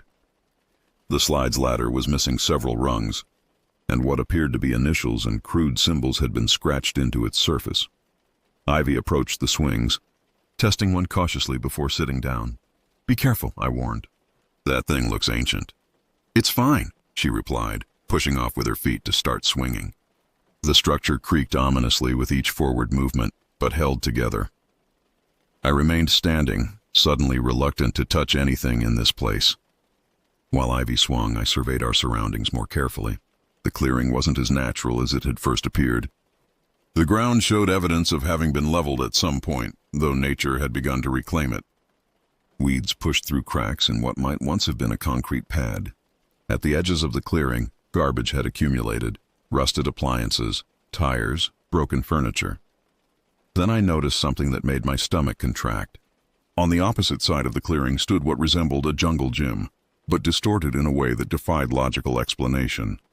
The metal bars formed angles that seemed to change when viewed from different positions. A large black electrical cord wrapped around the topmost bar, hanging down several feet. Attached to it was a yellow extension cord with a light fixture dangling at its end. Most disturbing of all was what hung from another section of the structure. A baby doll suspended by a strip of black cloth around its neck. The doll's plastic face had been partially melted, its painted features dripping down in a parody of tears. Its limbs were positioned at impossible angles, and someone had drawn crude symbols across its torso with what looked like red marker, or something worse. That was when the feeling of dread that had been building since we entered the clearing intensified tenfold, transforming into raw, primal fear. We weren't alone. "Ivy," I called, my voice emerging as little more than a whisper. "Ivy, we should go." She continued swinging, oblivious to my growing panic. "We just got here. Aunt Patricia won't be done shopping for at least half an hour." I stepped closer to the swing set, my eyes repeatedly drawn back to the hanging doll. From this new angle, I could see that someone had removed its eyes, leaving empty sockets that seemed to follow my movements. "This place isn't right," I insisted. "Look around you." Ivy slowed her swinging, finally noticing the disturbed expression on my face. She followed my gaze to the distorted jungle gym and the suspended doll. "That's creepy," she admitted, her previous enthusiasm dimming. "Who would do that to a doll?" "I don't know, but I don't want to stick around to find out." I gestured toward the path. "Let's go back to the diner." Ivy reluctantly slid off the swing but paused before following me. "What's that?" she asked, pointing to a structure I hadn't noticed before. Partially hidden behind a cluster of bushes at the edge of the clearing stood what appeared to be a wooden doghouse. Except this doghouse was much too large enough for a human to crawl inside comfortably. Its roof was covered with tar paper, and its entrance was a dark rectangle revealing nothing of its interior. Someone had painted a word above the entrance, but weather and time had made it illegible, with only the letters STAY remaining visible. "It's nothing," I said firmly, grabbing Ivy's hand. "Just a shed or something." Ivy pulled away from me, her curiosity overriding her better judgment. "It looks like a giant doghouse." Before I could stop her, she had crossed the clearing toward the structure. I followed reluctantly, my heart pounding against my ribs like a trapped animal seeking escape. As we approached, details emerged that heightened my anxiety. A chain was bolted to one side of the structure, ending in what looked disturbingly like a collar sized for a human neck. Scratches marked the wood around the entrance, some appearing to have been made from the inside. Ivy leaned forward, peering into the dark opening. I grabbed her shoulder to pull her back, but she had already seen something that made her gasp. "I think there's someone in there," she whispered, her voice trembling. I forced myself to look. The interior was shrouded in darkness, but I could make out what seemed to be a pile of blankets or rags in one corner. And something else, something that reflected the dim light filtering through the entrance. A pair of eyes. I jerked backward, pulling Ivy with me so forcefully that she stumbled. "There's someone in the doghouse," she repeated, her voice rising in panic. Whether it was truly a person or merely an animal seeking shelter, I didn't care to discover. Every instinct screamed at me to run, to escape this clearing and never return. As if responding to our discovery, a sound broke the unnatural silence of the clearing, a high-pitched whirring noise coming from somewhere above us. I looked up, scanning the treetops and the sky beyond, but saw nothing that could explain the sound. "We need to go," I said, no longer bothering to hide my fear. "Now." We turned and ran toward the path, no longer concerned with appearing brave or mature. The sound above us intensified, its pitch fluctuating in a way that reminded me of a circular saw cutting through different densities of wood. It seemed to follow us, moving from one treetop to another as we fled. Just as we reached the entrance to the path, my right leg seized with an excruciating cramp. The muscle in my calf contracted violently, sending me stumbling to one knee with a cry of pain. "What's wrong?" Ivy asked, stopping a few feet ahead on the path. "Cramp," I gasped, massaging my calf desperately. "Keep going, I'll catch up." Ivy hesitated, torn between continuing to safety and staying with me. "Go," I insisted. The whirring sound was directly above us now, and looking up, I caught a glimpse of movement among the pine branches, something dark shifting position, tracking our movements. Ivy finally obeyed, running down the path while repeatedly glancing back at me. I forced myself to stand despite the pain, putting weight on my good leg while dragging the cramped one behind me. Each step sent jolts of agony up my leg, but fear provided a powerful anesthetic. I limped after Ivy as quickly as my injured leg would allow, constantly aware of the sound following us through the trees. The path that had seemed so long on our way to the playground now felt endless. Branches clawed at my clothing and face as I stumbled forward, certain that at any moment I would feel hands grabbing me from behind. When the back of the diner finally appeared through the trees, I nearly collapsed with relief. Ivy stood at the edge of the restaurant's property, waiting for me with wide, frightened eyes. "Did you see it?" she asked as I limped the final few yards to join her. "See what?" When I looked back, she swallowed hard. There was a person following us on the path, walking real slow but following. I turned to look back at the path we had emerged from. The entrance stood empty, framed by undergrowth and pine trees swaying gently in a breeze I couldn't feel. Nothing moved among the shadows, yet I couldn't shake the feeling that we were being watched. "Let's get inside," I suggested, my voice steadier than I felt. We hurried through the back entrance of the diner, the normalcy of the kitchen sounds and fluorescent lighting providing an immediate but superficial comfort. A cook glanced at us with mild curiosity as we passed through, but said nothing. In the main dining area, the lunch crowd had thinned considerably. Betty was wiping down a table near the entrance, and she smiled as we approached. "Did you kids enjoy the playground?" she asked cheerfully. I exchanged a look with Ivy, unsure how to respond. How could Betty refer to that disturbing place as if it were a normal children's playground? "It was interesting," I managed to say. Betty's smile faltered slightly. "It's seen better days, I suppose. The town used to maintain it properly, but budget cuts, you know how it is." Her casual explanation stunned me into silence. Had we somehow misinterpreted everything we'd seen? Was the hanging doll just discarded trash? The doghouse some abandoned storage shed? The eyes merely a reflection or a small animal? Before I could formulate more questions, Aunt Patricia entered the diner carrying bags from the hardware store. "There you are," she said. "Ready to head back to the cabin?" On the drive back to the cabin, Ivy and I sat in silence while Aunt Patricia talked about the supplies she'd purchased and her plans for fixing the cabin's leaking roof. Neither of us mentioned what we'd experienced behind the restaurant. I wasn't sure if it was because we feared not being believed or because speaking about it would somehow make it more real.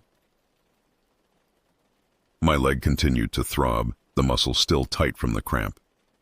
I massaged it absently while staring out the window at the passing forest, seeing hanging dolls and oversized dog houses in every shadow between the trees.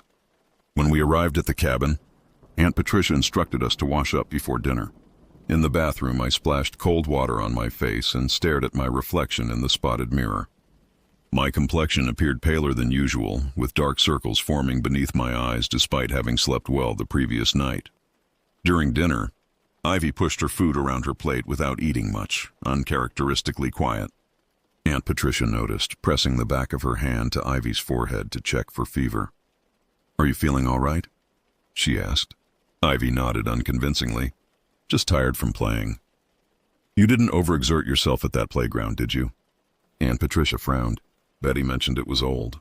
I probably should have checked it out myself before letting you two go off alone." The opportunity to tell her what we'd seen presented itself, but when I opened my mouth, different words emerged. It was fine. Just old swings and a slide. Why had I lied? Part of me worried that Aunt Patricia would dismiss our experience as childish imagination. Another part feared she would believe us and investigate, potentially encountering whatever had followed us on the path. After dinner, Ivy and I sat on the cabin's small porch, watching darkness settle over the forest. The usual evening sounds, owls hooting, insects chirping, the occasional rustling of nocturnal animals, seemed threatening now in a way they hadn't before. "We should tell someone," Ivy said suddenly, breaking our prolonged silence. "Tell them what?" "That we found a creepy playground. That doesn't exactly warrant calling the police." "What about the doghouse?" "Someone was in there, I know it." I sighed, rubbing my still sore calf. Maybe it was a homeless person using it for shelter. Or maybe it was just an animal. You saw the eyes, Ivy insisted. Those weren't animal eyes. We don't know that for sure. Ivy turned to face me directly. Why are you pretending it wasn't weird? You were scared too, I saw your face. She was right. I was attempting to rationalize what we'd experienced, to file it away as something explainable and therefore less frightening. But deep down, I knew better. What about the sound? I asked quietly. The whirring noise that followed us? Could have been machinery somewhere. Or a drone. In the middle of the woods? We fell silent again, each lost in our own thoughts. Eventually, Aunt Patricia called us inside as night had fully descended.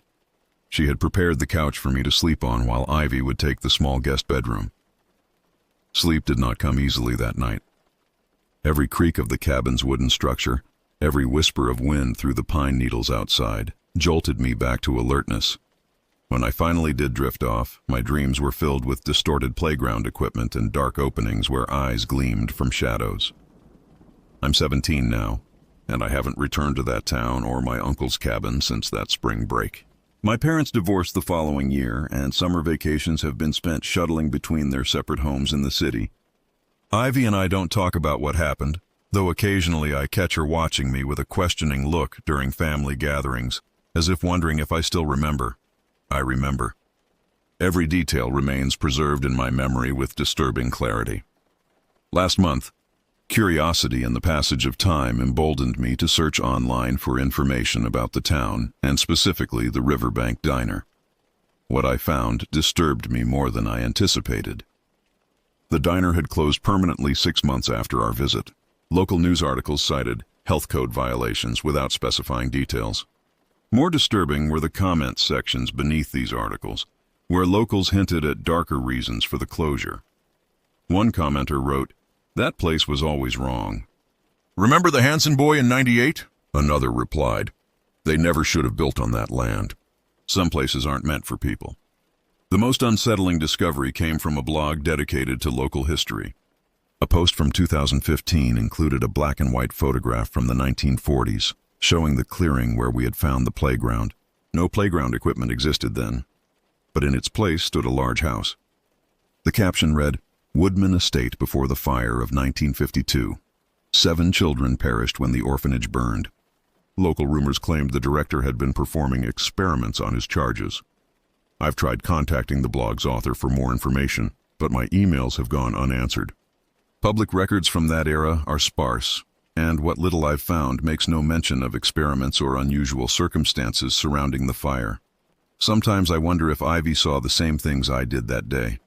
Children's memories are malleable, susceptible to suggestion and revision over time.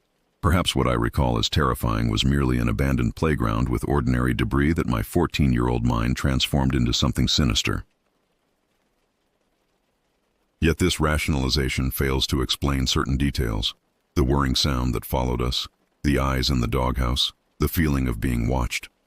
These elements resist logical explanation. Last week I received a text message from an unknown number. It contained only 5 words. "Do you remember the playground?" I didn't respond. I blocked the number immediately, telling myself it was merely a wrong number or random spam. My hands trembled for hours afterward. Tonight, as I write this account, a familiar sound has been drifting through my bedroom window. A high-pitched whirring that rises and falls in pitch like a circular saw cutting through different densities of wood. It's been 3 years since I heard that sound, but I recognized it instantly. I've closed the blinds and locked the window. I've told myself it's just construction somewhere in the neighborhood, though it's nearly midnight and no lights are visible outside. Part of me wants to dismiss everything that happened as the overactive imagination of a 14-year-old. But another part knows better. Some places in this world exist at the intersection of what's real and what shouldn't be. The playground behind Riverbank Diner was such a place, a location where something terrible had occurred and left an imprint that time couldn't erase. I don't know what watched us from the doghouse that day, or what followed us along the path. I don't want to know. Some questions are better left unanswered. But sometimes, in my darkest moments, I wonder if it knows where to find me. If you're reading this and come across a small diner at the edge of a forest with a playground behind it, my advice is simple. Keep driving. Some playgrounds aren't meant for children or for anyone else.